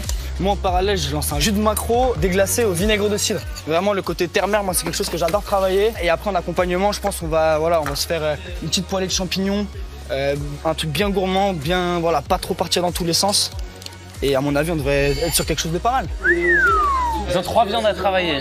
C'est une grosse prise de risque, mais si c'est maîtrisé, ça peut être incroyable. Si c'est sur laser, respect. On pourrait faire quelque chose de peut-être moins audacieux, mais bon, on veut aussi prendre des risques aujourd'hui. On est à Top Chef, hein. On fait une farce fine de volaille, c'est ce qui va faire le liant en fait dans notre cuisson en croûte feuilletée. Je récupère les blancs de volaille que je mixe avec de la crème et des blancs d'œuf. Donc là je la passe vraiment au tamis pour enlever tous les petits nerfs qu'il y a dans la volaille, toutes les petites impuretés, que ce soit vraiment bien fin, qu'il n'y ait pas des résidus dans la farce, que ça soit parfaitement lisse, net quoi. Vas-y, bonne énergie. Le temps il passe très très vite. En fait, le problème, c'est que c'est long à réaliser et on voit le temps qui défile. Il est toujours en train de passer sa farce. Mais c'est le shark, hein. Ça va être une farce laser, ça c'est sûr. Hein. Ça va aller, faut leur faire confiance. Donc là-dedans, on va rajouter des cubes de magret de canard. Allez, faut vraiment pas qu'on traîne là. Les autres là, ça fait déjà pas mal de temps ils l'ont envoyé. Ah ouais? Allez, vamos les gars, on y va. Hein. Là, j'ai les girolles, je vais les hacher vite fait et après, on va en mettre une partie dans la farce fine et une partie qu'on garde pour la garniture. Ok. Je pense que ça peut être bien, ça va apporter un peu de texture en plus. Du coup là je hache les girolles, donc les girolles je les ai juste fait tomber au préalable pour enlever vraiment l'eau du champignon, qu'elle crache pas toute son eau dans notre farce fine. Si ça crache de l'eau ça va totalement détremper la pâte et c'est vraiment pas ce qu'on veut. Nous on veut une pâte bien dorée, bien croustillante et bien cuite. Bah il faut aller, vas-y, on arrête de parler, hop. Et donc là j'ai mis tout mon mélange, du coup gingembre, ail haché, mes girolles juste tombées. Allez les gars, faites le montage s'il vous plaît. Monte.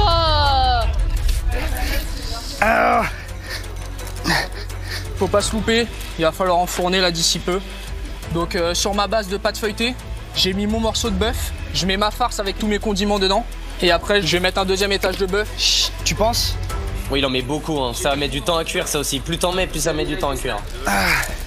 Faut qu'on envoie, frérot, faut qu'on envoie. Attends, je vais juste enlever là le bœuf, j'ai peur qu'il soit peut-être un chouille épais. Je veux vraiment que ça soit suffisamment cuit, du coup je rectifie un petit peu. Ah, t'as raison, Diana, ça sera bien vu. Ah, il a taillé en deux, regardez. Ouais, le coup. Les gars, il a réfléchi. Il y a toujours un risque, bien évidemment, que ça se détache ou que ça soit pas net à la découpe. Mais après, honnêtement, il y a une farce fine qui devrait lier le tout et plus ou moins coller l'ensemble en fait. Donc j'espère que ça sera net à la découpe. Allez les gars, putain, Vas-y, faut mettre ça au four, putain. Faut enfourner là. Ah, on est un peu dans le jus là. Il reste 20 minutes. Ouais. Viens, on envoie, frère, viens, on envoie. Là, on va être dans le jus. Attends, je vais juste faire un quadrillage avant quand même. Dylan commence à faire un peu des streams. On voit les autres à côté qui ont déjà enfourné leur truc depuis 5 ou 10 minutes. Au niveau timing, c'est chaud. Là, je commence un peu à stresser. C'est un peu épais, mais... Après, le feuilletage, on le mange aussi. C'est aussi ça qu'on aime dans la croûte. C'est vrai que c'est bien quand c'est bien aérien, bien feuilleté. Même à l'arrache, là, il faut qu'il aille au four. Vas-y, Dylan, vas-y. Allez, hop. Allez, feu. Hop. Il nous reste 20 minutes, on croise les doigts, on prie en espérant que ce soit cuit à cœur. Là, c'est enfourné, bon, les jeux sont faits, comme on dit. Les jeux sont lancés, là. Ouais. Souhaitons à l'équipe rouge que ce retard de mise au four ne nuise pas à la cuisson parfaite de la croûte et de la viande attendue par les chefs. C'est les rouges en éliminatoire, les gars. Ça fait vraiment plaisir d'être l'équipe à abattre pour tout le monde. La compétition fait rage dans la salle du Grand Limonaire de Paul Bocuse. Théo n'en reste pas moins concentré sur sa sauce terre-mer, qui comptera également dans le jugement des chefs. Moi, je suis en train de lancer un jus de maquereau. Je vais tailler mon poisson assez grossièrement. Donc là, lever les filets bien comme il faut, désarrêter et tout. On va rien faire de tout ça. Les gens, ils vont sentir le poisson dans la sauce, ils vont voir la viande, ils vont se dire « Ah, mais c'est quoi ça ?» Et je pense que ça peut faire prendre. Et moi, c'est vraiment quelque chose que j'aime beaucoup, quoi. Hop là. Ça... Je mets du piment, du gingembre, des oignons et vraiment je le pousse en cuisson pour vraiment dégager les sucs. Voilà la partie brune qui reste un peu collée sans être brûlée au fond de la casserole et en fait c'est ça qui va me servir de base de jus. On va se remettre un peu de vinaigre de cidre, comme ça va bien du goût. Voilà. Là où dans un jus on mouille à hauteur ou plus, là je décide vraiment de mouiller à la moitié de mes protéines pour vraiment concentrer très rapidement les goûts. Ensuite je le passe au chinois. Je récupère ce jus qui a déjà une belle couleur un peu marron ambré. Je le fais réduire à fond voilà, pour qu'il se concentre en goût. Je le monte au beurre et je le rectifie au niveau des assaisonnements avec du vinaigre de cidre et du jus de citron. Ah, c'est bon ça. Il y a du lourd. Elle te va la sauce? Ouais, c'est très bon. Vas-y. Le jus de maquereau, il peut faire la diff. Je sais que c'est quelque chose qui peut impressionner les chefs. En tout cas, moi je suis content. Allez, c'est la dernière minute. 1 minute avant la fin du défi. C'est la dernière minute où c'est là qu'on fait la victoire.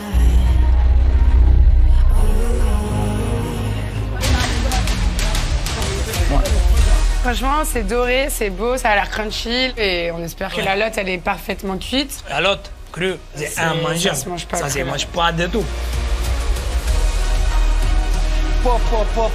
Ça a l'air laser. Vas-y, on sort du four, hein, je pense. Là, on a plus le choix. La pâte feuilletée a un bel aspect, elle est dorée, elle a l'air croustillante. Mais voilà, tant qu'on n'a pas coupé le feuilletage, en fait, c'est encore suspense, quoi. C'est pas horrible, on est pas mal. Ok, attention, 3, 2, 1. Top, c'est terminé. Ça va les gars? Bravo à tous les gars.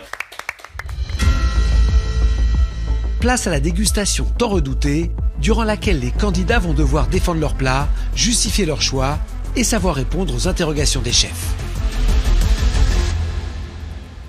Et les premiers à se présenter devant le jury sont Louise et Mathéo.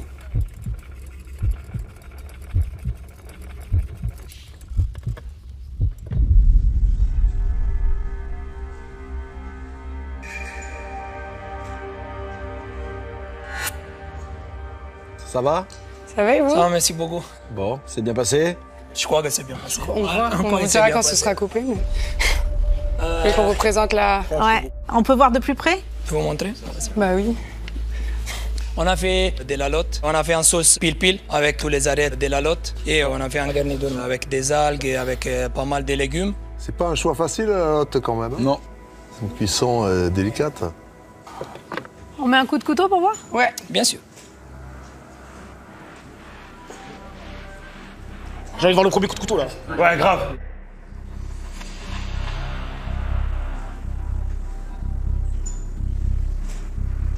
En fait, tu peux pas savoir ce qui s'est passé dedans. Hein. Ouais, vraiment, c'est ça. De toute façon, tant que c'est pas ouvert. Ah, c'est chaud.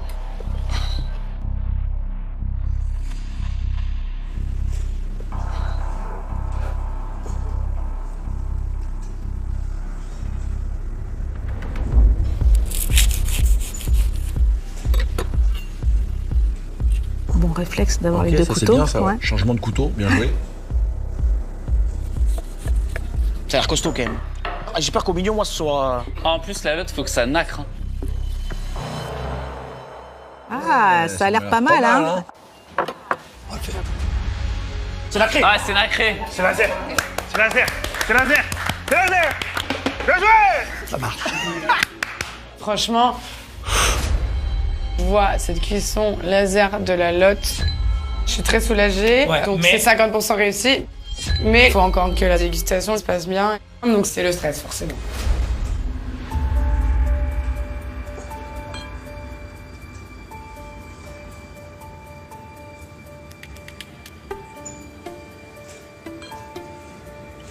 Tremble, hein. Ouais, tout le temps, moi. C'est une cata. Merci beaucoup. Merci.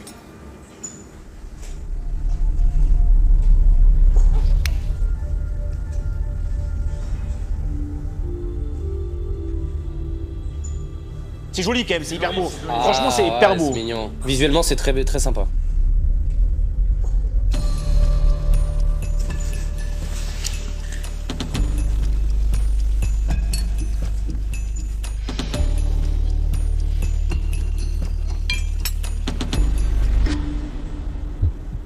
Ouais, t'as une cuisson Un de peu de lotte. ca- Pardon, vas-y, vas-y. Non, vas-y. Non, mais j'allais dire comme toi, la cuisson de la lotte, elle est magnifique. Ouais, elle est top. Ah, il est cuit parfaitement. Hein. Merci beaucoup. Merci. J'aime bien le végétal, le côté végétal. Moi, dedans, j'aime c'est beaucoup très la bon. garniture aussi. Par contre, sur le chou, vous êtes presque en sous-cuisson. Hein. Parce qu'on pourrait garder la côté un peu croustillant. Ouais, mais moi, vous voyez, ça me déplaît pas. Tout est très très bon, hein. Franchement. La garniture, moi, la cuisson, le côté croquant, je trouve que voilà, avec le fondant de la lotte, il y a un équilibre.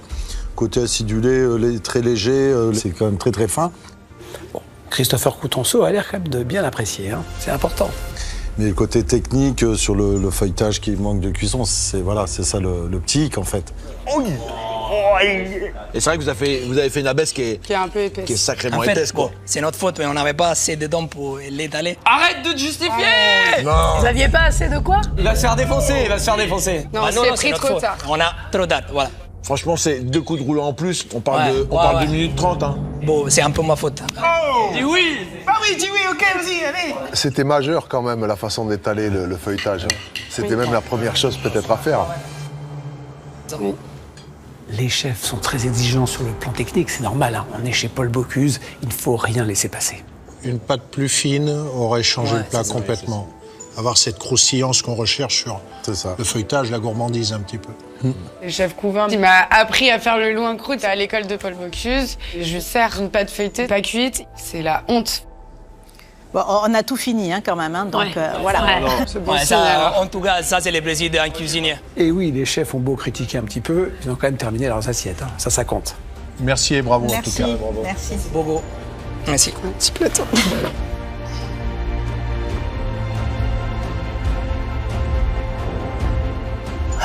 Ça va, ça va. Ça peut aller pire. On aurait pu faire mieux, mais on aurait pu faire pire. Je suis assez content, je te dis la vérité. C'est au tour de Léa et Victor de présenter leur plat au chef. Si leur équipe est en tête avec 2 points, une cuisson ratée de leur poisson à l'intérieur de la croûte pourrait changer la donne. Bonjour. Bonjour Victor. Bonjour.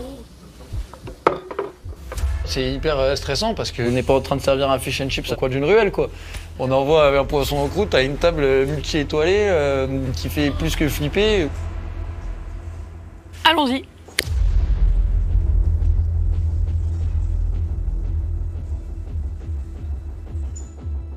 Allez, coup de couteau. Coup de couteau. Maintenant, forcément, le vrai juge de paix, c'est la découpe et la dégustation. La pression.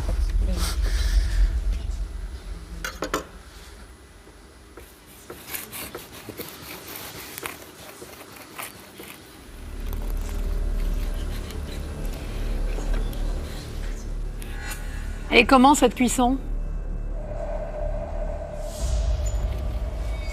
Cette cuisson elle a l'air plutôt bien. Même le poisson a l'air bien cuit, les tranches sont belles. Déjà c'est un soulagement de dingue. Plutôt confiant et en même temps un peu dans le doute. On est quand même face à des grands chefs. On croise les doigts pour la déguste. Merci.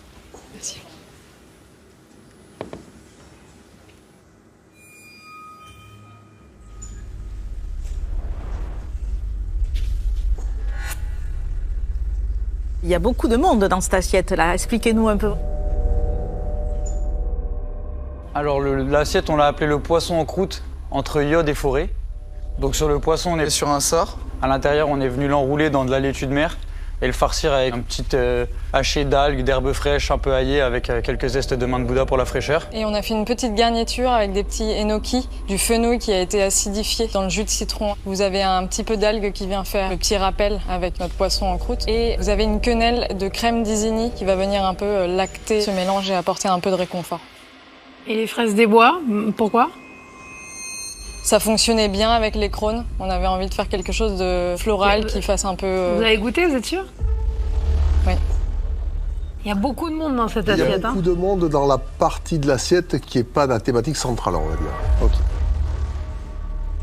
Est-ce que ça ne va pas, quelque part, nous détourner de la pièce principale? Les visages restent très fermés, là. Ouais, c'est horrible. Et pourquoi le sard? C'est un poisson qu'on affectionne tous les deux. Tous les deux particulièrement. Parce que c'est une chair fragile quand même, le C'est sard. une chair fragile, ouais, effectivement. C'est pour moi pas la meilleure idée quand même. Petit poisson, pas très épais, sur un feuilletage qu'il va falloir quand même au moins cuire 20 minutes, sur un petit sard comme ça avec l'inertie, etc. Je peux vous dire que vous êtes déjà en surcuisson sur le sard, c'est évident. Et là, il faut qu'il goûte, hein. Là, il faut qu'il goûte.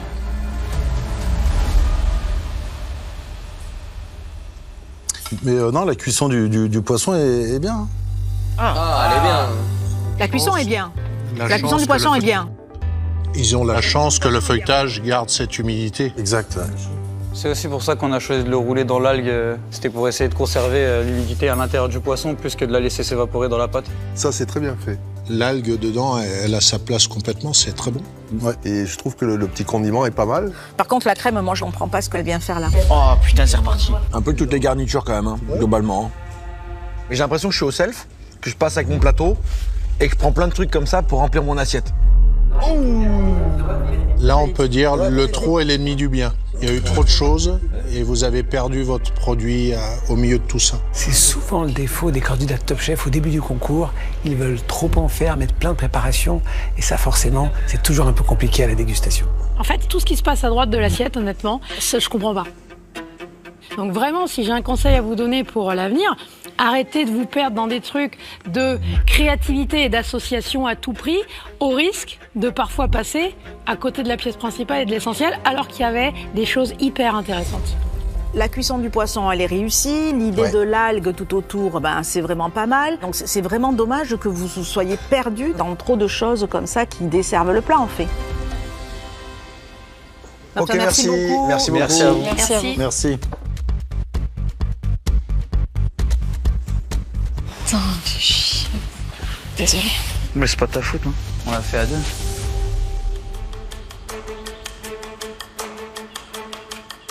Dylan et Théo sont les derniers à présenter leur plat en croûte. Leur équipe étant pour l'instant à 0 au tableau des scores, ils ont besoin plus que les autres de points pour augmenter leurs chances d'échapper au défi éliminatoire. Tu es chaud, tu le coupes.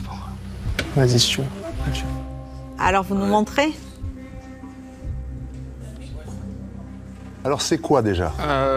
Nous, on est parti sur du bœuf On a fait une croûte du coup avec du filet de bœuf, une farce fine de volaille, des morceaux de canard. Et après on est parti sur tous les légumes un petit peu de saison en ce moment, les girolles, les châtaignes. En garniture. En garniture. Et il y en a aussi dans la farce fine de volaille. Feuilletage qui a bien développé. Ouais, c'est joli. Bien le feuilletage. développé, Ouais. c'est bien brillant sur le dessus. Vous mettez un coup de couteau dedans? Ça va jouer à la découpe, hein, clairement. Ça se joue à la découpe, hein. Soit on découpe et c'est cuit et on a toutes nos chances, soit on découpe et c'est cru. Et là, dans ces cas-là, les 2 points, on abandonne l'idée, quoi. Voilà, là, c'est coupé, c'est cuit. Là, si c'est cuit, c'est la révolution, mais ça peut que ça soit cru.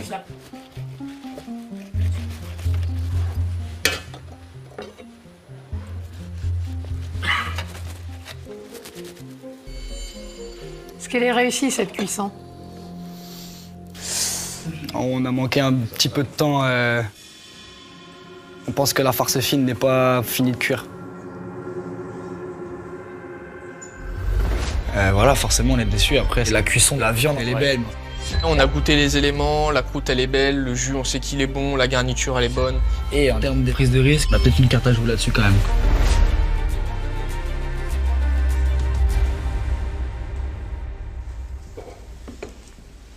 Merci. Vous l'aviez marqué, le bœuf, avant? Oui, ouais, on l'avait saisi au préalable.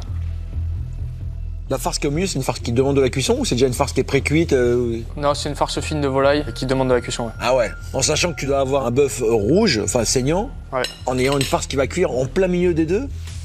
Techniquement, vous êtes rajouté un piège dans la conception. Hein. C'est cata, là. Et autour, c'est la farce fine qui est pas cuite ou non? C'est au milieu, là? Elle est... Ah bah si, elle est pas cuite, hein, les gars. C'est cru, c'est cru, c'est cru, c'est cru, c'est cru, c'est cru.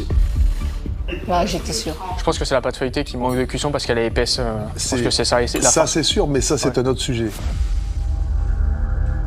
Combien de temps vous l'avez mis au four, vous avez dit? Il est resté 20 minutes. 20 minutes. Problème de cuisson, quoi. Ça, on peut pas, on peut pas dire autrement. J'espère que mon jus sera bon.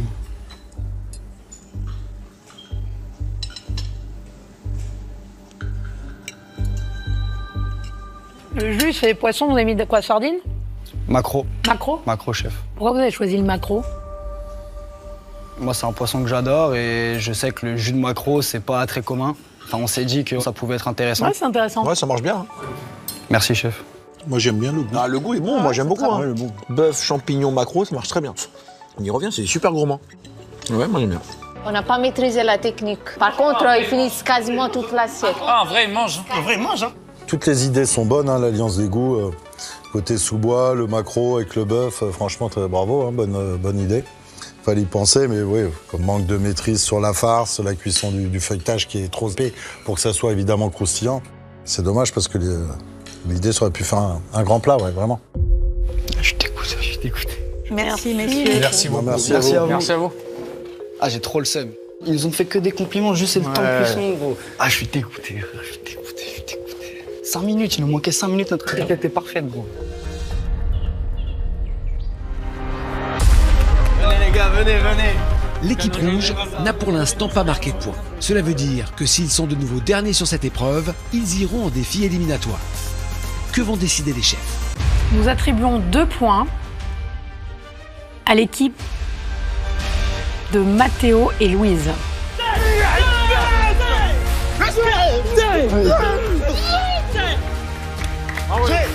C'est ça. Mathéo, Louise, on a choisi de vous attribuer ces 2 points parce que malgré une cuisson de la pâte qui pouvait se discuter, il y avait une cuisson de la lotte qui était absolument merveilleuse, il y avait une texture, il y avait une jutosité de cette lotte, et puis il y avait une composition qui, dans son ensemble, avec le végétal du chou, avec les petites moules, avec cette sauce qui avait une légère acidité, on a quand même pris beaucoup de plaisir dans l'équilibre global de ce plat, donc franchement, bravo. C'est bien, Mathéo. Ça veut dire qu'avec 3 points, Mathéo, Louise, Aboubacar et Lucas sont qualifiés pour la semaine prochaine. Bravo les gars, bravo. Vas-y les gars. Je vais demander à Paul Perret de nous dire quel binôme a terminé 2e de cette épreuve. Alors le binôme qui termine 2e et à qui nous attribuons 1 point, et le binôme de Léa et Victor. Ouais. Oui, les gars. Égalité, les gars, c'est bon. La frayeur. Égalité, les gars. Vous êtes pas loin devant, je vous l'ai dit, moi. Alors Léa et Victor, on a décidé de vous attribuer un point parce que je dirais que malgré les défauts de cette assiette, il y avait la base d'une vraie recette gourmande intéressante sur la mer avec ses algues, avec le sar. Et donc on a considéré que c'était un plat qui avait quelque chose à dire. Avec 3 points, vous êtes vous aussi qualifiés pour la suite du concours. Viviana, Antoine, Théo, Dylan, pour vous, le marathon culinaire continue. Votre objectif est de réaliser un dessert gastronomique autour de la pomme. À l'issue de ce défi, l'un d'entre vous sera éliminé. 3, 2, 1, allez-y. Allez les gars, allez les gars, allez les gars.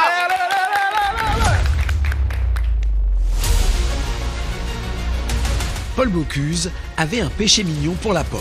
En tarte, en beignet, poêlé au beurre ou tout simplement rôti au four, le pape de la gastronomie aimait la sublimer sous toutes ses formes. Ok, chaud, chaud, chaud. Pour lui rendre un ultime hommage, les candidats vont à leur tour devoir magnifier la pomme à travers leur dessert.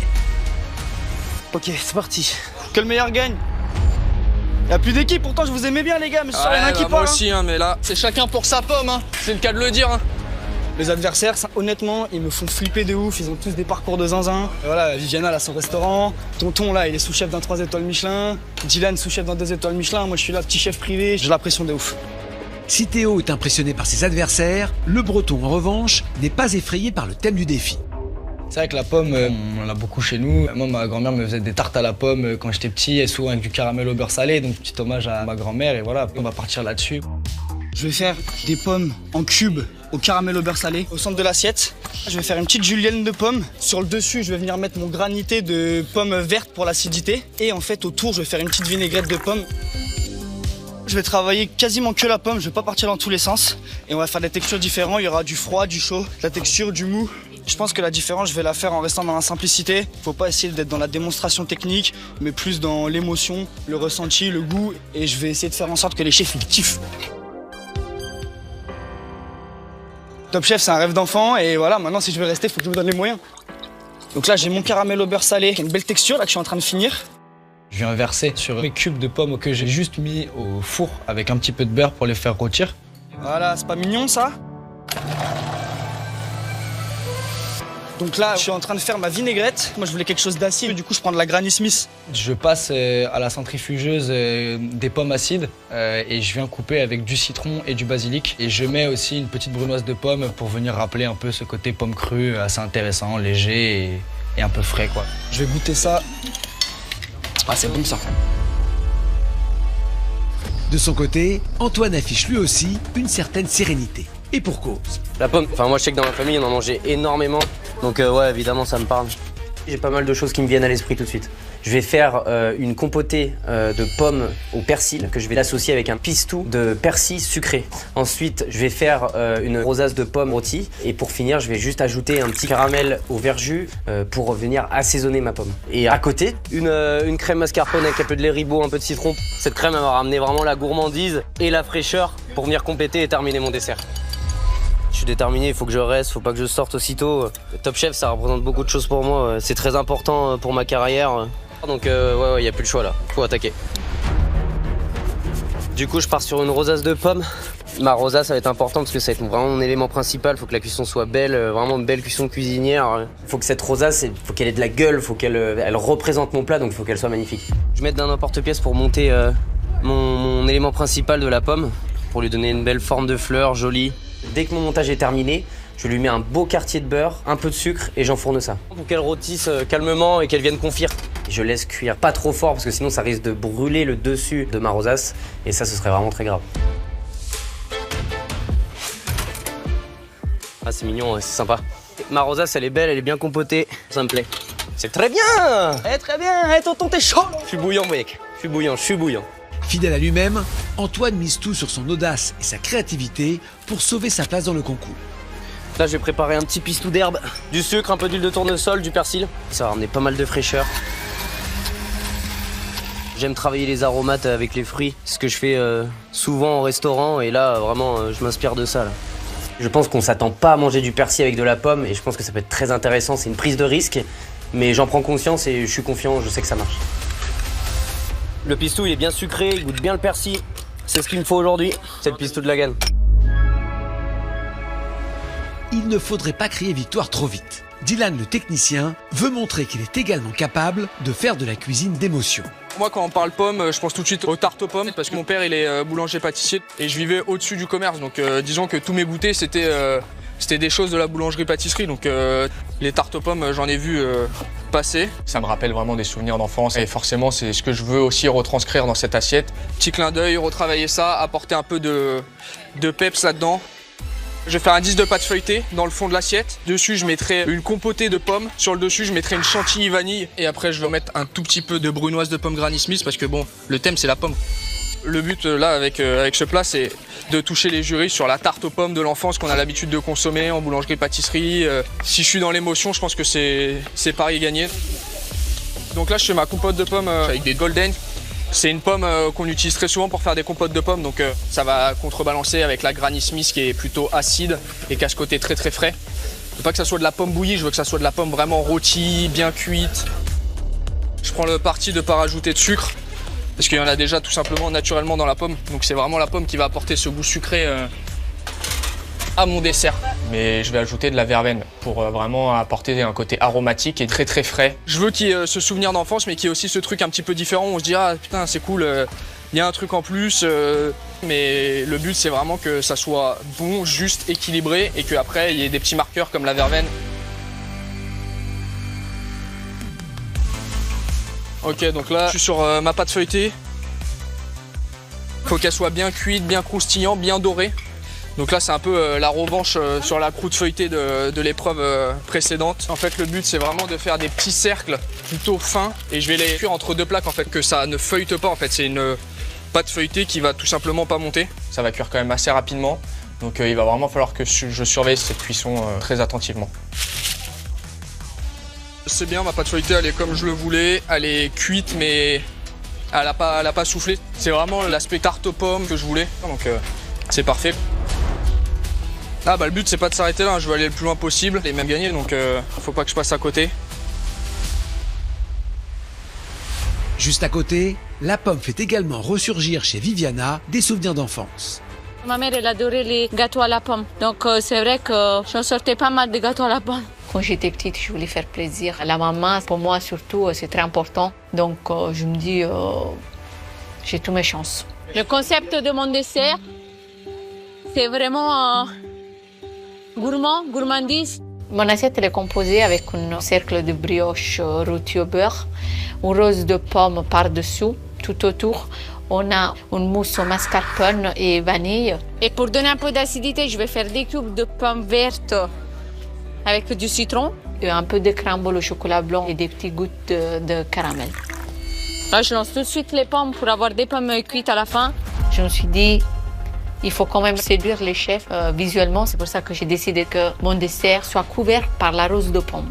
Donc j'épluche les pommes, je les mets tout de suite dans un sirop que j'ai préparé au sucre citron et je les laisse cuire. Là, je fais ma rose. C'est difficile surtout parce qu'on n'a pas le temps. Même si je suis habituée, je n'ai fait pas mal. Je suis concentrée parce que si je me loupe puis je rentre à la maison.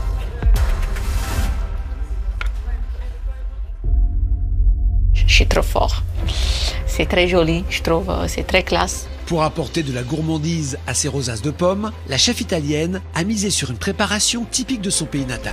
Je suis en train de faire aussi une mousse au mascarpone. Dans la crème mascarpone, il y a de la crème, du mascarpone, de la vanille et du sucre.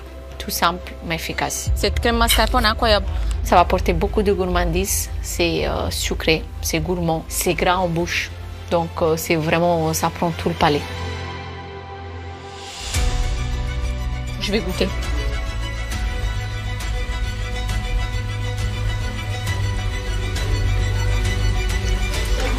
J'ai gagné. 1 minute avant la fin du défi. Ok, allez. Je kiffe mon assiette, c'est joli. J'espère juste que les autres, ils font moins bien que moi. 3, 2, 1. Stop, c'est terminé. Putain, la vache!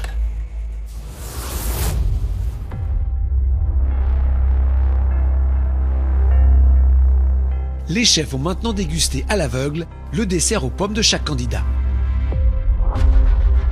À l'issue de cette dégustation, l'un des 4 anciens foulards rouges devra quitter le concours Top Chef. Le moment est fatidique. Viviana est la première candidate à assister à la dégustation des chefs. Hop, on y va, c'est parti.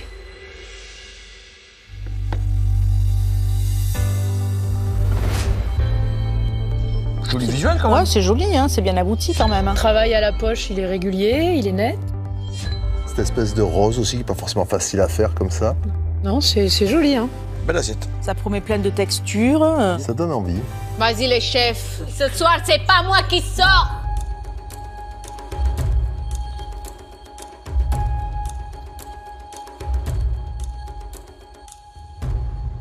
On a la pomme sous 2 textures, crue et puis sans doute pochée dans un petit sirop, mais pas trop sucré.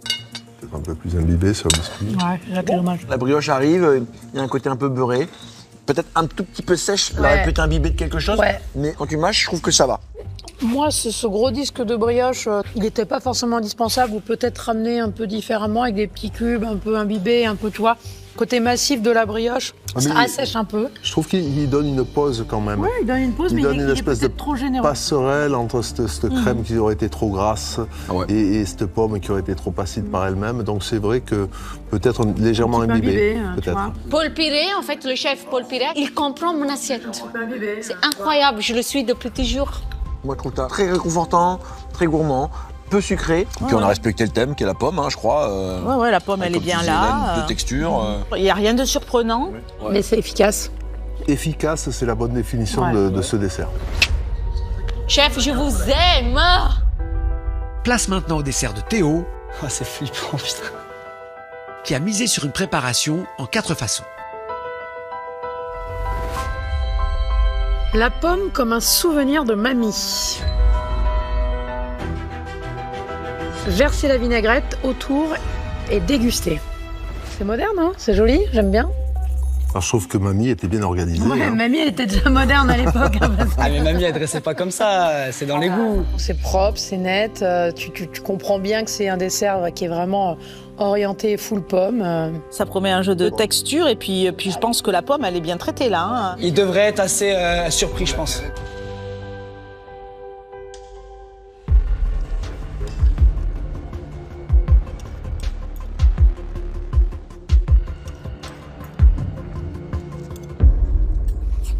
Ouais, en fait, la pomme n'est pas du tout rôtie. Hein. Un petit peu rôtie. Elle est coupée en dés, mais elle n'est pas rôtie, hein, je pense pas. Un peu. Léger, parce qu'il y a une petite chaleur dessus. Elle a été pochée. Pochée plutôt que rôtie. Hein. Ouais, pochée. Ouais. La chef d'arrose, elle a pas l'air emballée. Je trouve que sur la pomme, il manque un peu de fond dedans. Ça manque de nerfs aussi. Ouais, J'aurais aimé un petit coup d'acidité. Exactement, je suis d'accord avec toi. Parce que tu vois, quand tu promets vinaigrette, c'est marqué vinaigrette autour à déguster. Il n'y a pas de vinaigre. Hein. Il n'y a pas de vinaigre, il n'y a pas d'acidité. C'est un jus, une soupe qui est bonne, hein, ma foi. Mais... J'ai mis du citron et du basilic, chef, pour venir contrebalancer le caramel au beurre salé qui est sucré, quoi. J'aurais peut-être pas dû appeler ça une vinaigrette. T'as un petit caramel quand même qui amène de temps en temps ce petit twist. Mais globalement, les acidités, tout le monde dit qu'il faut mettre des acidités, mais au bout d'un moment, à chaque fois que tu manges un plat, le premier truc que tu as en bouche, c'est l'acidité. Ouais, moi, là, il y a une belle acidité. Moi, j'aime bien aussi. Le chef Glenville, il aime bien. Il y a une bonne intention de dire, je centre vraiment pour le coup mon assiette sur le sujet qui est la pomme. Et je fais un tout pomme. Pomme. Tu l'appelles Rihanna? Rihanna. Pam, pam, pam, pam, pam, pam, pam. Je suis peut-être allé un peu trop sur la pomme et il manquait un élément pour que le dessert soit vraiment gourmand, quoi. Je croise les doigts. C'est au tour du dessert d'Antoine, aux saveurs audacieuses, d'être servi par les chefs. Oh, très très stressé, c'est un enfer. Alors, intitulé cette assiette, pomme rôtie, persil. Ça, déjà, l'appellation, tu vois, pomme persil, voilà. Ouais, là, il y a un parti pris, là, ça intrigue. Le visuel est très joli. Hein. Moi, j'aime beaucoup. Hein. Ouais, en plus, il y a un truc sympa, c'est sur la cuisson. Tu auras du croquant, du sucré, du croustillant, du glacé. Voilà. C'est la cuisson qui va amener de la texture de ce plat, quoi. Ouais. Ouais, ils ont compris vraiment le concept de la cuisson. C'est cool, c'est cool.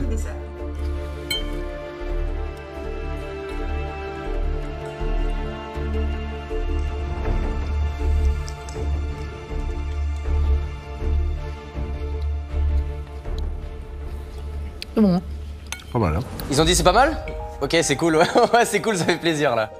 Bon, en tout, le condiment, il est bien persillé quand même. Hein. Juste comme ça, c'est un peu suggéré dans la mâche, je trouve que c'est joli. Vamos.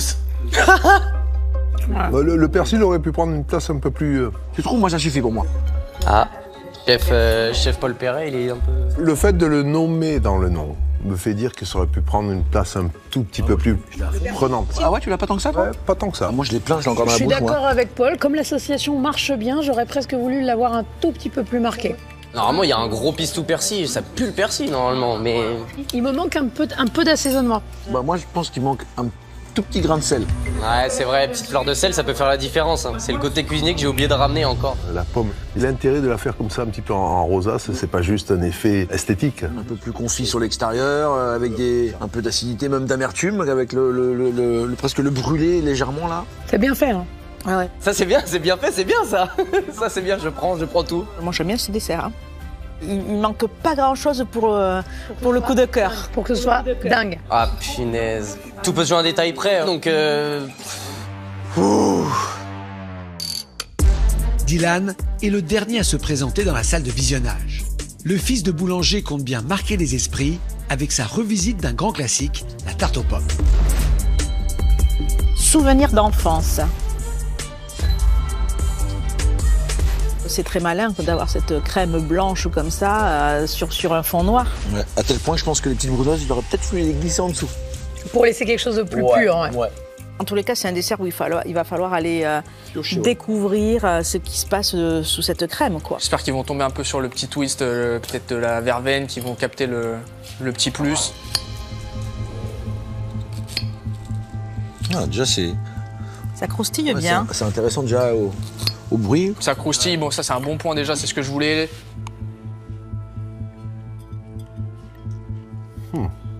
Pas mal, hein. Ouais. En une seule cuillère, d'un seul coup, t'as tout. C'est presque une pâtisserie de boutique. Ouais, t'as raison. C'est une pâtisserie, pour moi qui suis un cuisinier, ça c'est plutôt un compliment. Il y a un équilibre sur le sucre, qui est plutôt bien mené. Il y a plein de textures. Ouais, c'est très gourmand, très réconfortant. Très réconfortant, parfait. J'ai une petite note de verveine, non? Ouais. Oh, la verveine, elle l'a tilté. Non, la verveine, elle rafraîchit, mais elle fait du bien. Ah oui, moi je l'ai pas, moi. Ah, bon. On est dans la simplicité, quoi. Hein. C'est vrai qu'on n'est pas dans la grande originalité. Il n'y a pas grosse prise de risque. C'est vrai qu'on aurait pu peut-être lui donner un petit peu plus de caractère, un petit peu de... Avec la crème au moins, déjà. Un peu de poivre, un peu de... Un petit caramel. Deux, trois petits trucs qui auraient pu rajouter un tout petit peu plus de profondeur dans le dessert. Ça va pas être facile. Non, ça va pas être facile, non. C'est maintenant l'heure du verdict. Qui de Viviana, Dylan, Théo ou Antoine quittera la compétition ce soir? Les chefs ont dégusté vos assiettes à l'aveugle et ont établi un classement.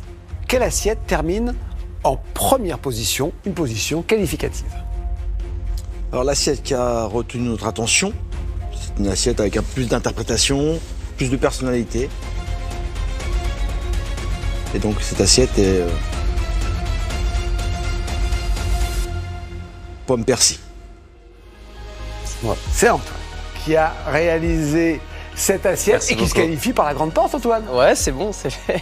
C'est un dessert quand même qu'on a vraiment tous à l'unanimité apprécié. Il y avait une prise de risque, il y avait quand même de la personnalité.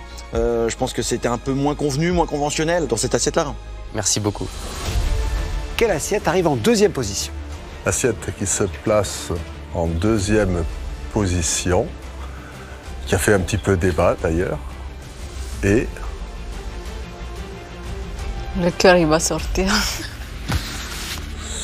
souvenir d'enfance. C'est Dylan qui est deuxième, Dylan qualifié. Et ce qui a joué en ta faveur, c'est presque de faire quelque chose de très attendu, mais de bien le faire en un laps de temps qui était très court, ce qui montre un peu ta technicité. C'est ce qu'on a apprécié. Bravo Dylan. Merci. Tout va se jouer entre Viviana et Théo. Alors, quels candidats les chefs vont-ils éliminer du concours? Très difficile pour nous de faire ce choix parce que des atouts dans chaque assiette et puis des petits bémols. Donc il a fallu trancher. Et donc l'assiette que nous avons décidé de ne pas retenir, c'est la pomme comme un souvenir de mamie. C'est Théo. C'est le jeu, hein, c'est le concours, c'est comme ça. Les autres ont été meilleurs que moi. Voilà. Il nous a manqué un petit liant dans cette assiette, il nous a manqué un tout petit peu de gourmandise, un tout petit peu d'assaisonnement, parce que franchement l'intention elle était super, et même visuellement vraiment c'était beau quoi, c'était graphique, c'était moderne. Mais en dégustation, le soufflet est un petit peu retombé, il nous a manqué d'un truc pour faire basculer. C'est évidemment frustrant, mais bon, si je pars, c'est que les autres ont été meilleurs que moi, et donc c'est le jeu, c'est le concours. Hein. Voilà, je vais aller m'entraîner, je vais retourner en Bretagne, puis j'essaierai de continuer sur cette lancée-là, même s'il n'y a plus les chefs pour voilà, me donner des bons conseils ou me mettre des taquets, bah, je me les mettrai tout seul. Merci Théo de ce passage en Top Chef. Je vais vous laisser quitter les cuisines de Paul Bocuse. Bravo à vous. Merci. Triste, ouais, c'est vraiment triste. Et pour les autres, bien sûr, on se retrouve la semaine prochaine.